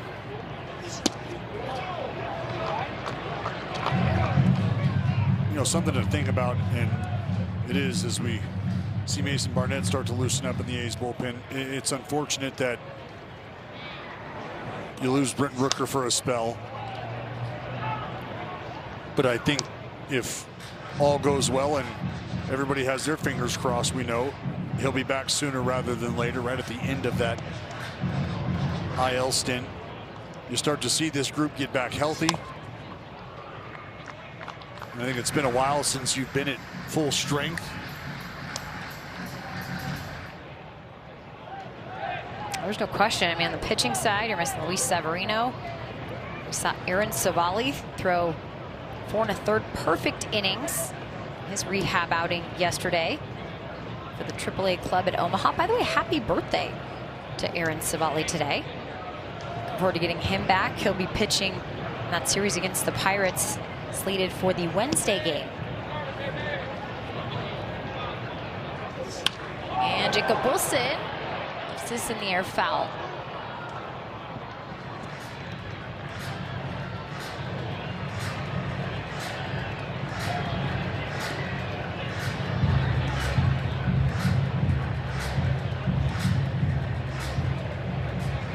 Agnos can act as the long reliever out of that pen for the Rockies. Go multiple innings, loses Jacob Wilson, and we'll have to deal with the base runner. Now let's get a word from the California Community Colleges. Get the money you need to reach your goals. At a California Community College, financial aid is available year-round to help you cover tuition, books, supplies, and other basic needs like food and sometimes even the rent. Get started today at icangotocollege.com. 1 on, nobody out here in the bottom of the 6th as the Athletics trail by 2. Jonah Heim fouls back the first pitch. Heim at the double. He's also walked in this game.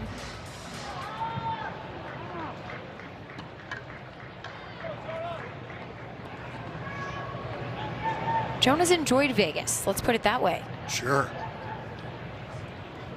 4 for 5 against Milwaukee. So now 5 for 6 here on the homestand with that walk. Of course, a couple homers and the double tonight. So good to see the extra base hits continue.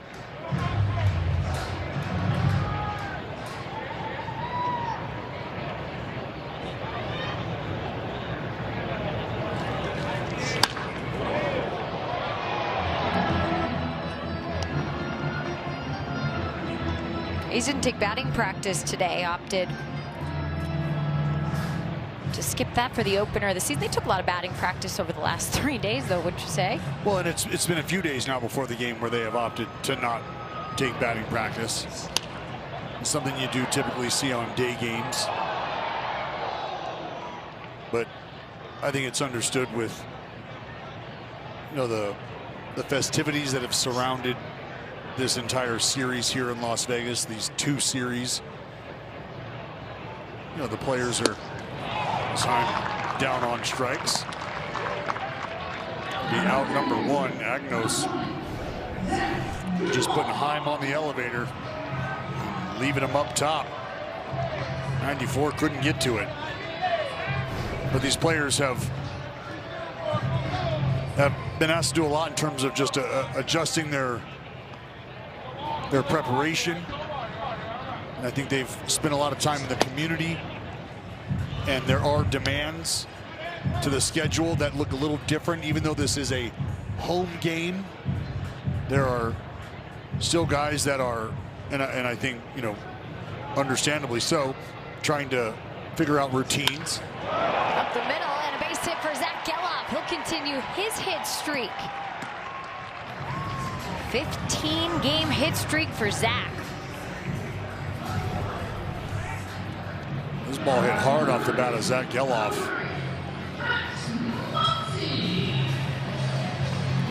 Thought for a minute if this ball should scoot out there in that gap, especially with Carrick kind of shaded over towards right center, you might see a first to third. Maybe even Geloff try for second, but Wilson going to hold up at second for the time being. One here for Muncy, an opportunity for him with the runner in scoring position. 0 for 2.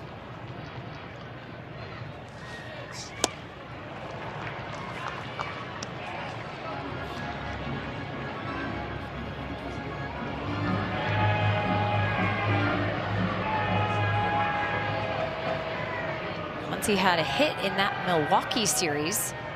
Lone hit of the series after being reinstated.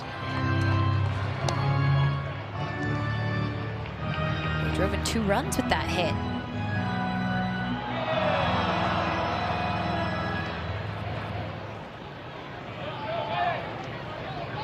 Here's the 1-2 from Magnos. In the air, out towards left center field, going back and off the wall. Here come the runners.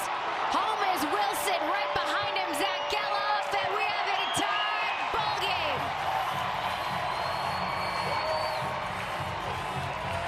2 RBI double for Muncy. Book it.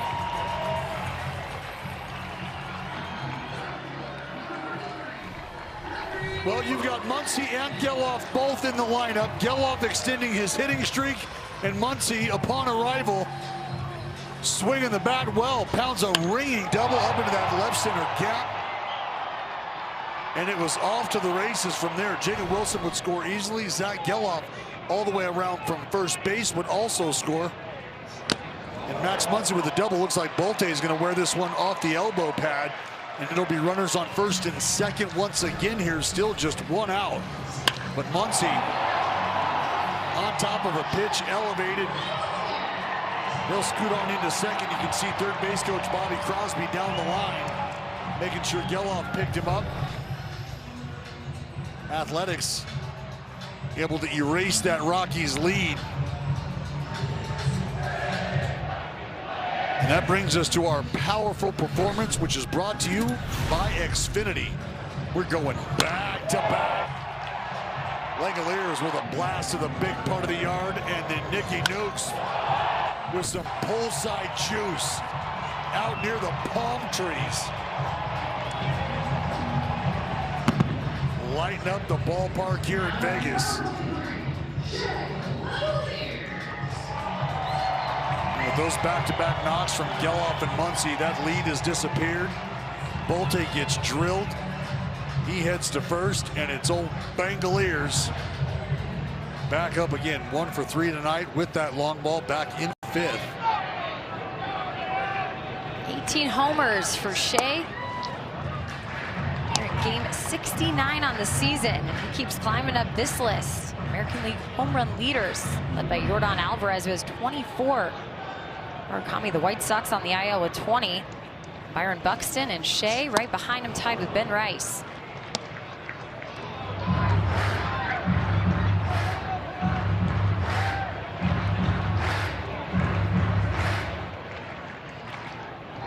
Muncy and Bolte, second and first. In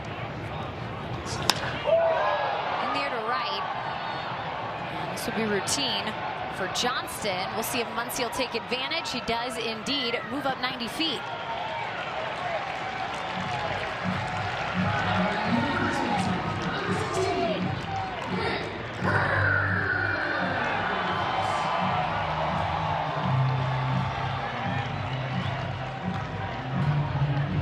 That'll bring up Nick Kurtz for Agnos to face here. 4th time up for Nick tonight. Another multi-hit evening for the big fella. 2 for 3, a single, and that solo home run.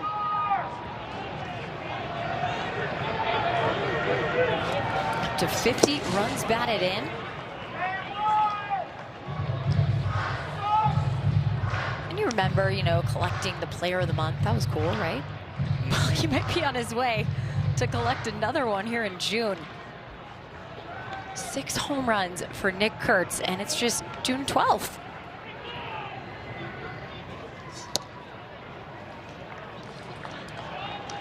Well, I think he continues to surprise folks, which is tough to do when you've already gotten off to the start that his young career has. See the home runs broken down by Muntz. In the air, out to left center field, and center fielder and Carrig will be there for the catch. 2 left on, but 2 more scored, and we are knotted up at 4 after 6.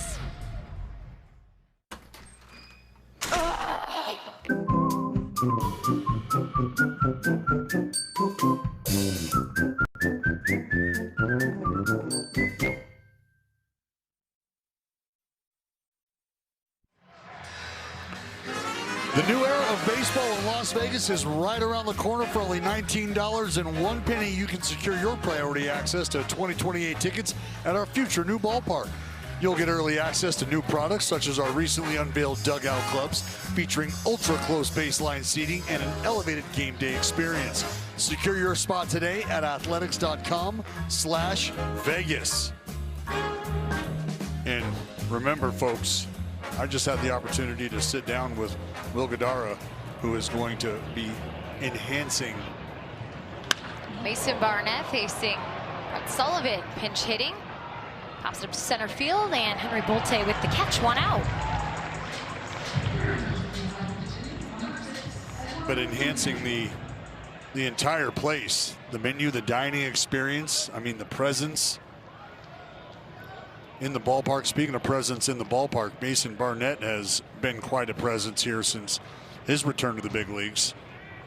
3 games under his belt this season and has been utterly dominant. Edward Julian, the pinch hitter now for the Rockies. First pitch he sees, misses the zone. Close one. Pretty good pitch to me. But Barney versus lefties. Lefties hitting just 111 against Mason Barnett. And it doesn't get much better for right-handers. Righties hitting 063. Mason coming off that outstanding performance against the Brewers. 2 innings, 4 punch-outs. Had himself a save. How great was that? First major league save, and then we saw Elvis Alvarado last night with his first major league save. So back-to-back nights for this bullpen. And the star of the show.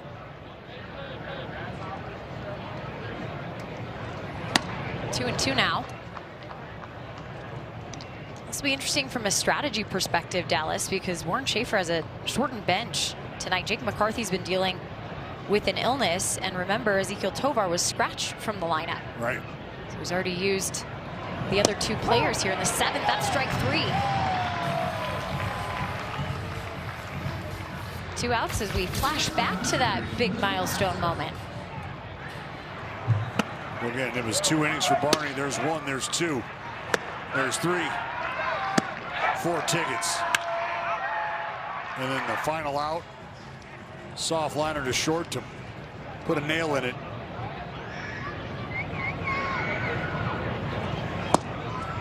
And a first pitch strike to Willie Castro.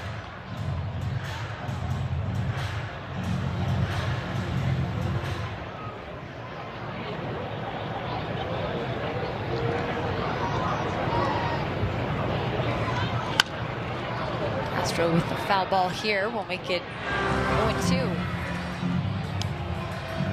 It was 10 batters that Alvarado and Barnett combined to face at the end of game 2.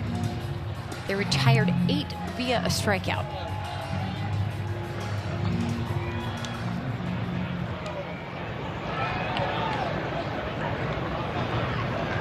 Castro's 1 for 3 today. Had a single in the 6th and scored a run. To center field, Bolte will come in. And this will be a fly ball out. 3 up, 3 down for Mason Barnett. Out of the pen here this Friday night.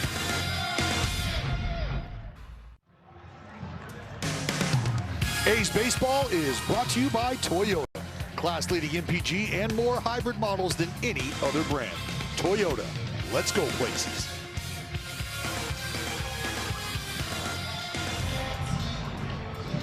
Bottom of the 7th, and we are all tied up 4-4. Athletics struck first with a couple homers. Rockies scored 4 to take the lead, and then the A's had the answer. Lawrence Butler in the air to right. This ball's going back, and off the wall. Butler will head into second, and he's going to hold up there for a leadoff double here in the 7th. Lawrence has put together some really nice at-bats over the last couple of games. Well, here Law Dog, aggressive early. Catches a sinker. This one just off the end of the bat, it looks like. Just a little farther down away from the barrel, but still plenty enough juice behind it. Not a bad effort out there from Johnston. Bring up Soderstrom here with the runner in scoring position. He's looking to take the lead back.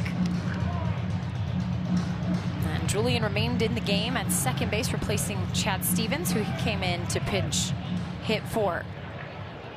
Or Lawrence stands at second base.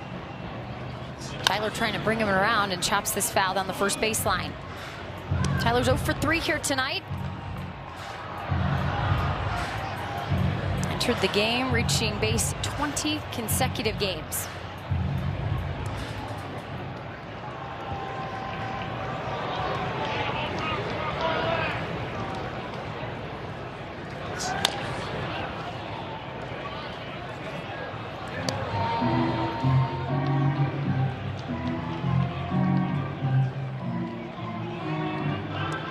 Tyler with 3 homers here in Las Vegas.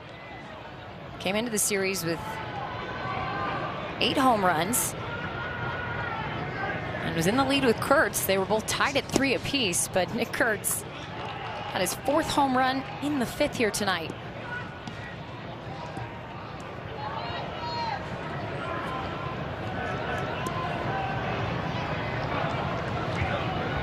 Just trying to stay hydrated in the desert with your favorite drink. The Sody Pop, right? I tell you, it's been fizzing. It has been bubbling. 3-2 count here against Agnos.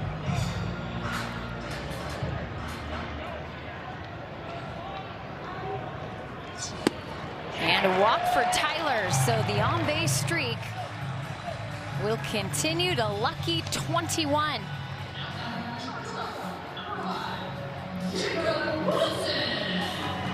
I think it's nice. We've had multiple players put together extended on-base streaks. We've seen the walk streaks. I mean, it's just been it's been a great example of guys just finding different ways to get on base. And they've been able to turn that into run scoring opportunities. Another one of those right here in front of Jacob Wilson, who tonight 0 for 2 with a walk back in the 6th. Jay Willie did score. Comes off Max Muncy's double.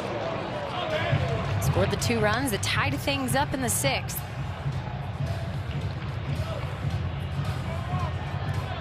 On Wednesday, the A's came back against Milwaukee and won the finale 4-3 to win the series against the Brewers. It was the 18th come from behind win.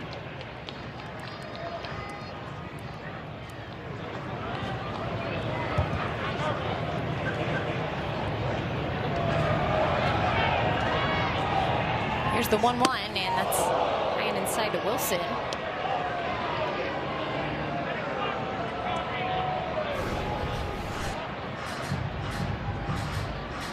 Watch your lips, Willie.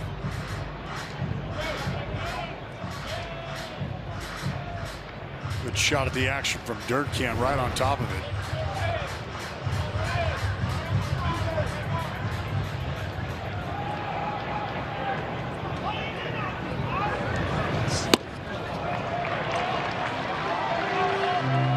Right now just elevating. So Carlos Cortez with a bat in hand. It's a kill pinch hit for Jonah Heim. Popped up on the infield, and TJ Rumfeld will make the catch. First out. Here comes Carlos Cortez. Take you back to Wednesday. You know how the magic started. It was Cortez. Jumped all over a Chad Patrick mistake. Hit it out of the ballpark. We'll confer with Lawrence Butler, give him a little bit of inside info. And we know what happened. Geloff would double, and then Lawrence Butler would absolutely hammer a pitch out to dead center. Looks like Goodman out there to have a little chit-chat right now with Agno, saying, hey, we got to get this ball down. That meeting on the mound brought to you by the injury attorneys of Ashton and Price. Cortez, one of those hitters that has thrived this season with runners in scoring position, .314 batting average. He's driven in 14. It's Butler at second and Soderstrom at first. Swings to the first pitch, fouls it back.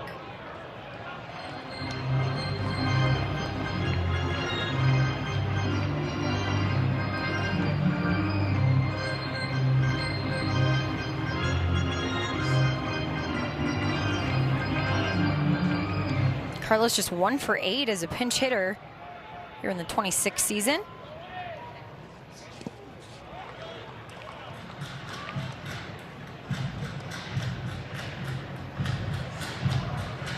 Oh man, Dallas, that's the area that you need to hit up tomorrow before the game.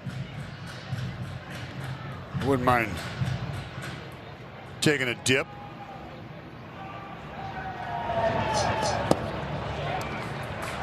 That looks very refreshing. Certainly does. Tell you, a 3-run bomb would also look refreshing. That's me getting greedy, though. I think those fans kind of sense that that could happen in this game, and that's why they're gathering right there. 2-2 now.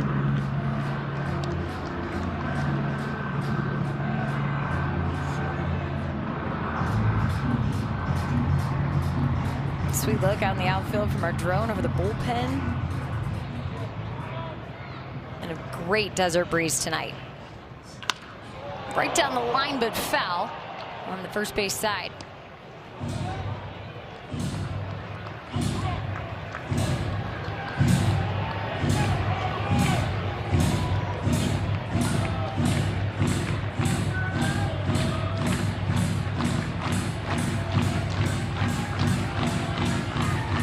He's looking to cash in. It was a Lawrence Butler double, followed up by a Tyler Soderstrom walk.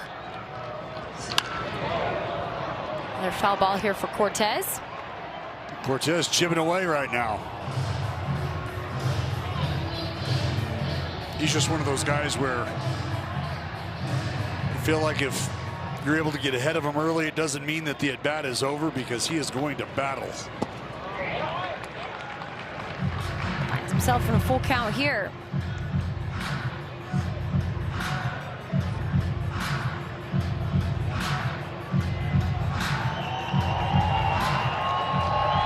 Geloff waiting on deck. And a ground ball. Brumfield over to Castro to first, but safe is Cortez.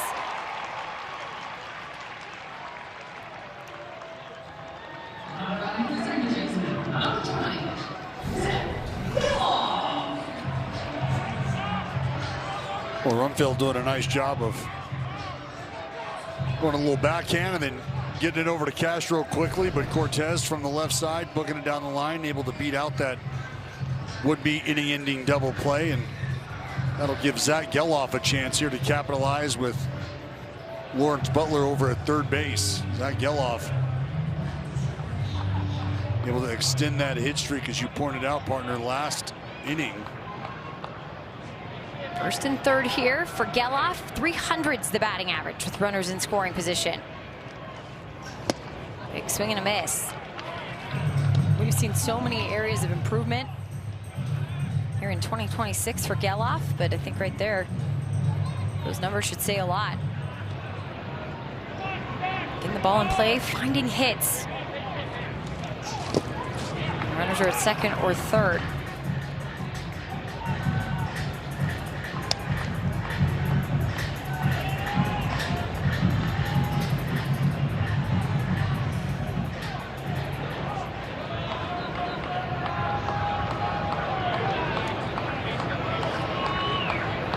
And the 1-1 Cortez taking off. A swing and miss. And now a rundown as Hunter Goodman threw it away. In comes Lawrence Butler. It's a 5-4 game. Cortez to third. Oh my goodness.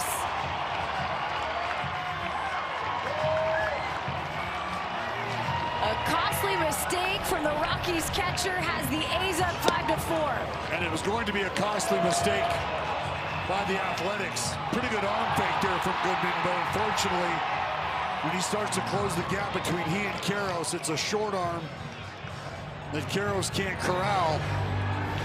And Butler able to come around and score.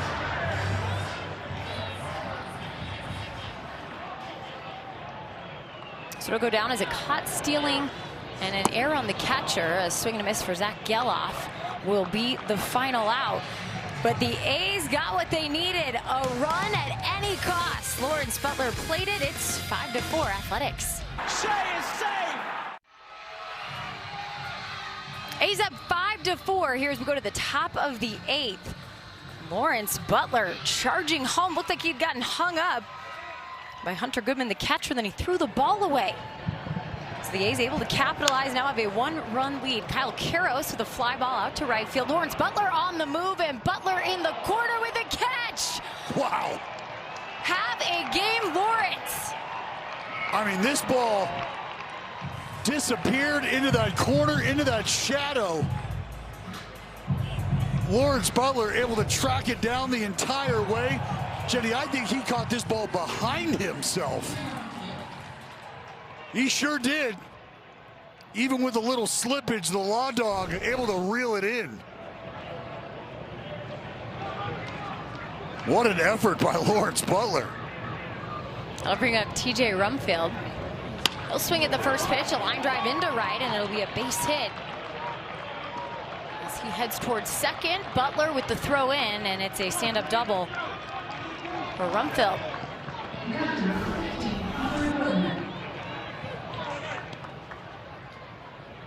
Big curveball, Rumfield able to put a pretty good swing on it. It's going to rattle around down there underneath the wall.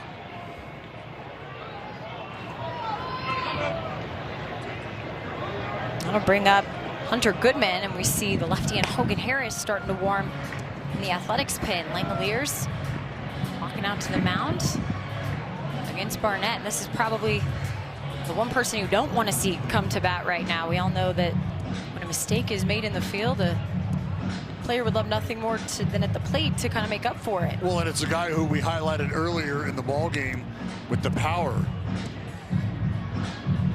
Hunter Goodman, in terms of power, has flashed that this season. But right now, to your point, Jenny, that errant throw to Karros where they had Lawrence Butler hung up did result in the go-ahead run, why the A's have that 5-4 lead right now.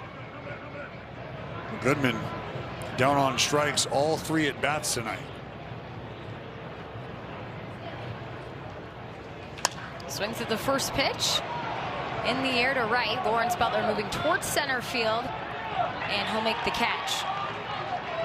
So 3 pitches, 2 outs, and a runner on second with Troy Johnson coming up for the Rockies. You know, and I think this is the sign of a young club that you're seeing right now, where you know you did just give up the lead. And Jenny, something you and I talked about, this Rocky team, the highest first pitch swing rate in baseball at 40%.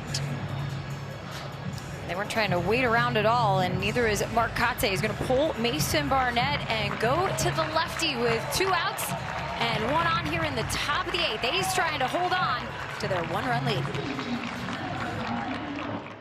He was considered the... Calling all collectors and baseball fans, our game versus the Halos Thursday, June 18th is your chance to celebrate 75 years of Topps baseball. Early arriving fans will score an exclusive packs of Topps Series 2 cards. Don't miss your chance to unpack history, and you can catch a great matchup all at the same time. Get your tickets right now at athletics.com/promotions. Packed house here in Las Vegas. These fans enjoying a close one He's up 5-4. Hogan Harrison with the runner on second. Trying to get that final out here. Hogan Harris.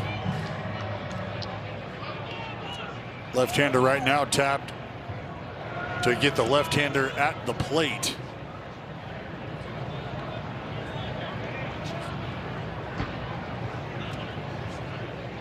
Trey Johnston's 0 for 2. A sacrifice fly in the 6th. That was the first score of the game for the Rockies, and they built that inning. 3-run homer from Cole Keurig. Hewitt's on deck now, and this is a great look at this block from Langoliers. Well, it is. You're starting to see the terrain in front of dirt cam undulating just a bit with some balls that have bounced and checked up.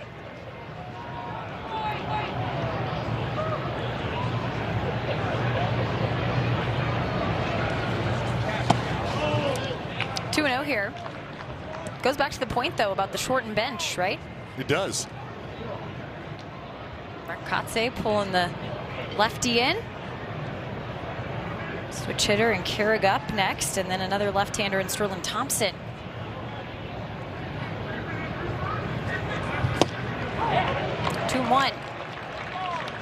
We got a pretty good idea that, I mean, the matchup was going to be what it was going to be. And I think if you're Mark Kotze, anytime you can match up, any manager in baseball, especially when you know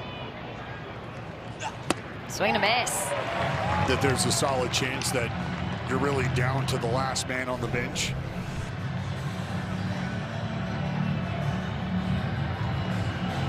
And Hogan Harris got that great fastball from the left side. He likes to run it up at the top of the strike zone. Be a full count. Well, and now I think, look, he's got a great fastball, all the confidence in the world in it. You start talking about working off misses, have the confidence to throw that slider here out of that low spot or working off of that low tunnel. And the payoff pitch, a ground ball. Wilson will move to his right, throw across his body. Kurtz with the reach. Wow. Well, unbelievable job on both ends. Fantastic job. Looks like Shaver's going to keep the line moving. Jay Willie heading out to left field. Kurtz does a great job of holding the bag with a big stretch. Well done on both ends. We'll go to the bottom of the 8th. For hardware, folks. This game summary is brought to you by Toyota. The box score here in just a second as we start the bottom of the 8th. Max Muncy up, and he takes a pitch. A's scored first. That was in the 5th. It was back-to-back homers from Shea Langoliers and Nick Kurtz. Gage jump-started this game for the A's. 5+ for him, the 5 hits, the 3 earned runs. 6 strikeouts. Muncy puts a charge into one, but foul out in left field. Then it was an answer from the Rockies. They scored 4 in the 6th. A's tied it in the bottom half of that frame and then took the lead in the 7th. Sean Sullivan, by the way, his major league debut, a shortened start for him, just 3 innings. He left with an illness in this game, so not the way poor kid wanted to start his major league debut. No, I think, you know, if you're looking for some sort of silver lining in the outing, I think all in all, he was able to battle, pitch well, right? Just a couple hits. Didn't walk anybody. Got a first big league punch out under his belt. Check swing foul for Muncy. Go back to how that last half inning ended, though.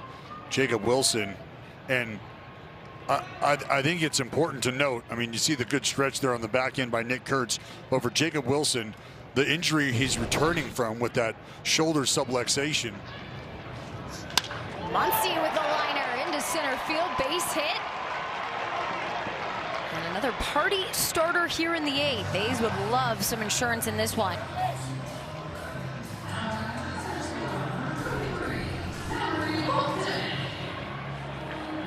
Mun's just getting a breaking ball that kind of sits up a bit. Pitch was away, but he's able to go out and get around it. Hit it hard. But Jenny, just to put a bow on that last play by Wilson, with that shoulder separation, it looks like Hunter Goodman's going to have some equipment repair here. That earpiece not quite working out right now.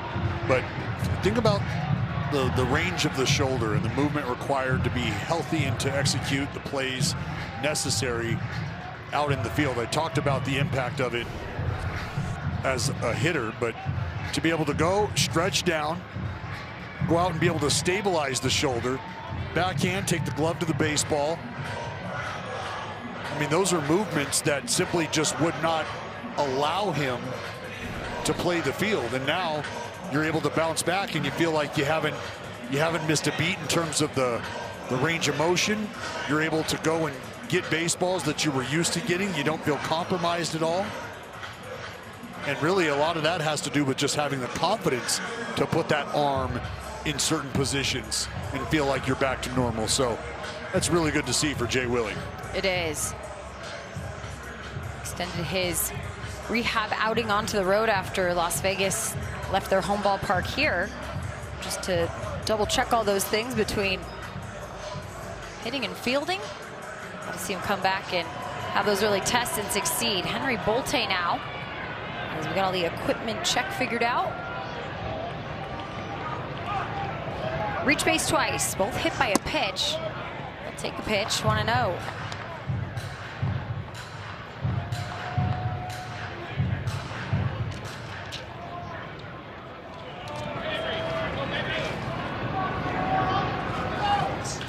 Bolte with a ground ball through on the right side, base hit for Henry. And that's now 4 straight games that he's logged a hit.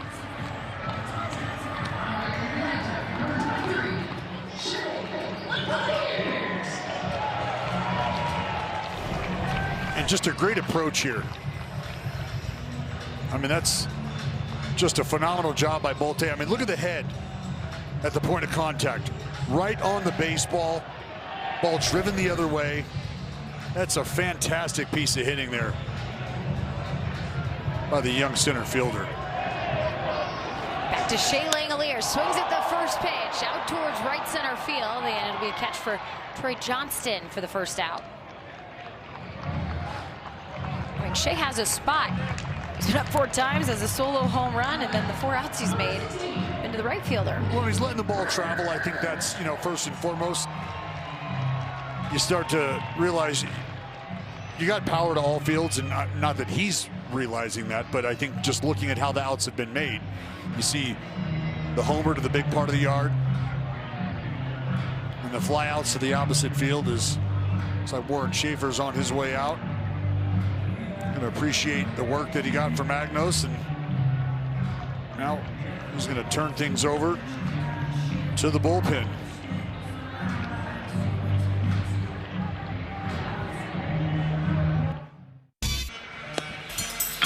Join us Friday, June 19th as we honor community and culture for Juneteenth and African American Heritage Night. Stick around after we take on the Los Angeles Angels for our spectacular post-game history of hip-hop fireworks show. Blasting hits from every era. You can visit athletics.com/promotions and make it a night to remember.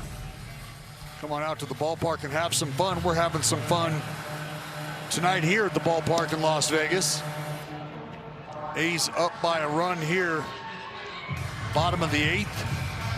We got a couple base runners on, and it's Nick Kurtz who will be squaring off against left-hander Brennan Bernardino.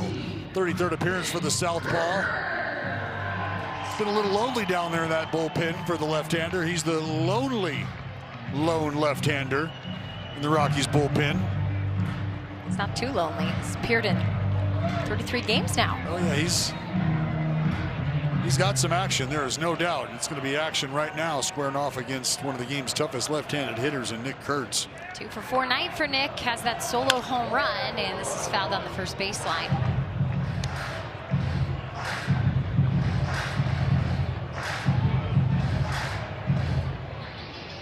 Bernardino had back-to-back scoreless appearances against the Chicago Cubs, a series that the Rockies took on their last homestand.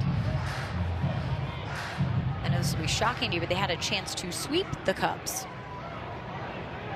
Wow. Ended up calling in that final game. Yeah. Cubs have been doing a free-falling.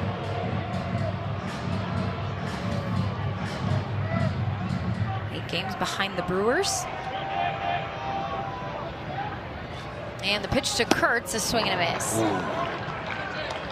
Well, we know that Kurtz has swung the bat well with runners in scoring position, Jenny.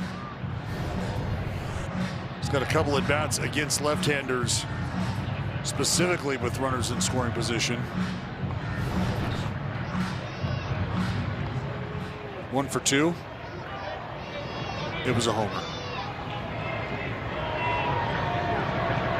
Well, that's actually since May 29th, excuse me. And it's going to be strike 3. Kurtz is going to challenge. Batter's challenge in the pitch. Felt like a bit of a late strike 3 call. But it was indeed strike 3. Strike. Well, Kurtz with a smile as he turned around like, you know what? Yeah, fair point. Looked like a pretty good pitch now that I think about it.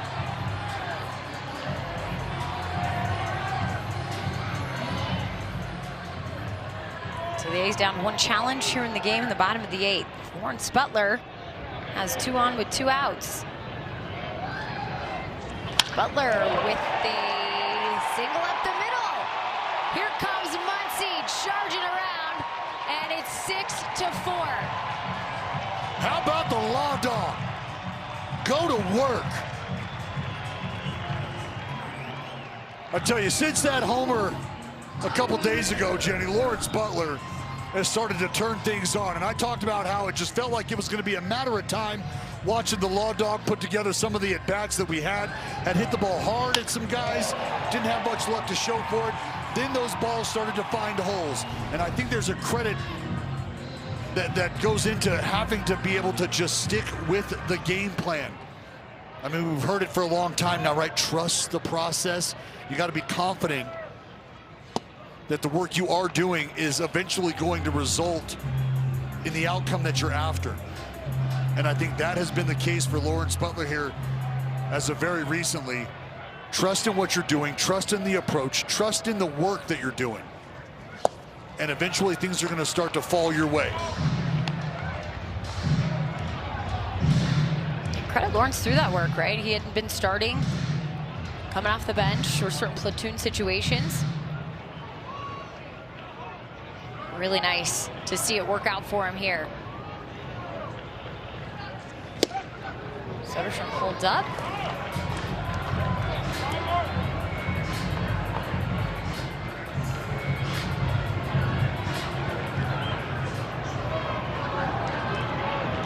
Bolte at third with speed. Butler at first with speed. Here's the 2-1 to Soderstrom, a swing and a miss.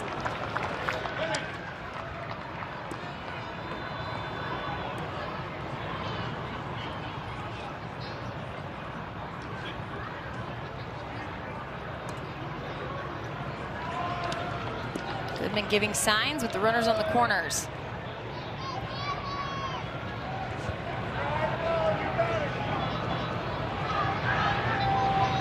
Two on, 2 outs in the 2-2.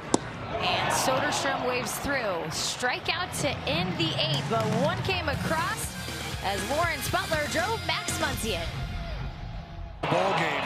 Lawrence Butler was hung up for the moment until Goodman couldn't quite complete the play over to Karros.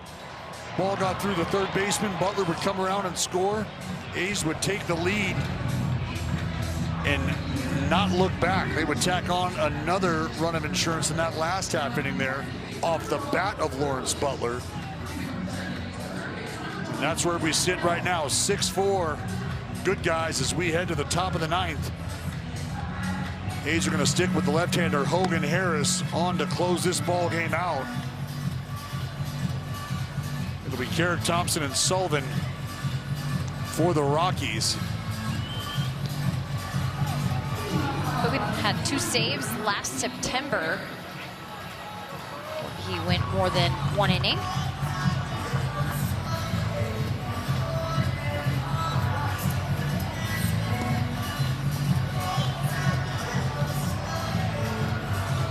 switch hitter, Cole Carrick from the right side of the batter's box.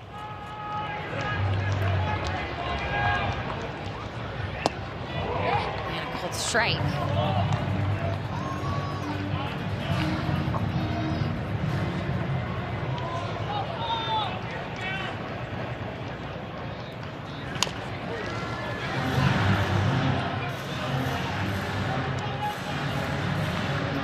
Harris getting ahead of Carrick here. 1-2.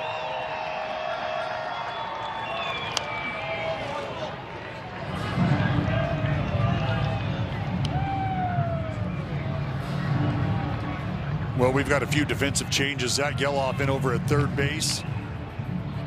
And Alika Williams in now at second, just shoring some things up defensively here.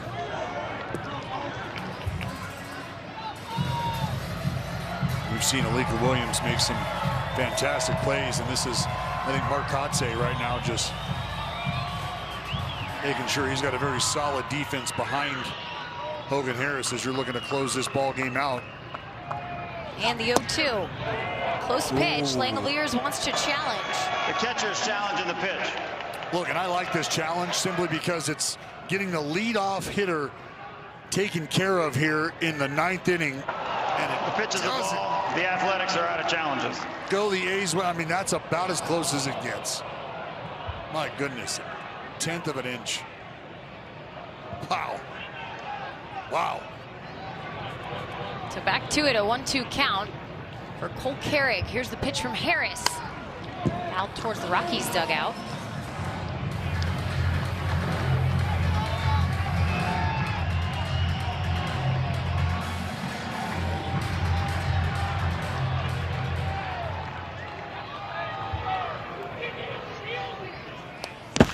Check swing foul.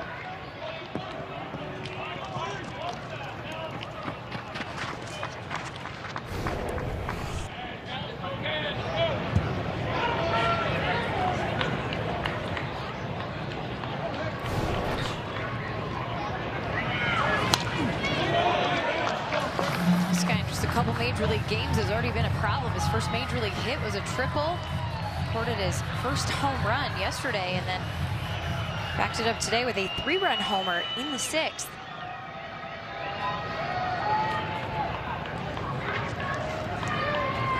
And a swing and a miss. Well, how about Hogan Harris dropping the arm angle a bit, turning over a changeup. You can see the lefty kind of drop it down a touch.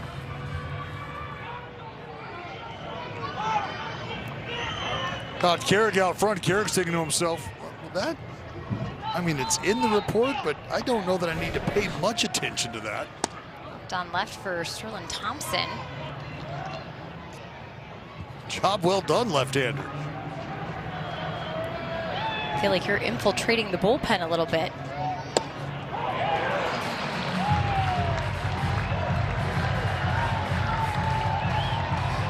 Thompson's 0 for 3 tonight.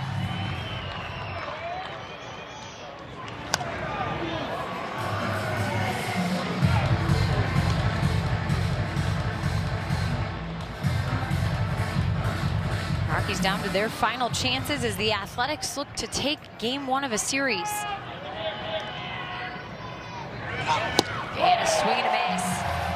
Harris with back-to-back strikeouts. This time he goes to 97. The lefty from the boot just oozing machismo right now.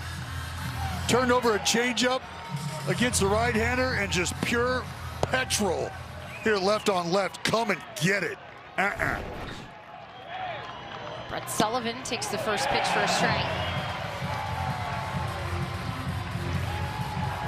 University of Pacific product. Now the final out here for the Rockies. Into right field, and Lawrence Butler with the catch. Ball game over. The Athletics victorious here in game 1 this Friday night against the Colorado Rockies, and they did it in comeback fashion. 6-4 the final. And man, we didn't see a score in this game, Dallas, until the 5th inning. We certainly were treated to some offense executed right on time. Well, it was just really a great job, I think, from start to finish. Once that offense started to show up, it just became too much for the Rockies to withstand.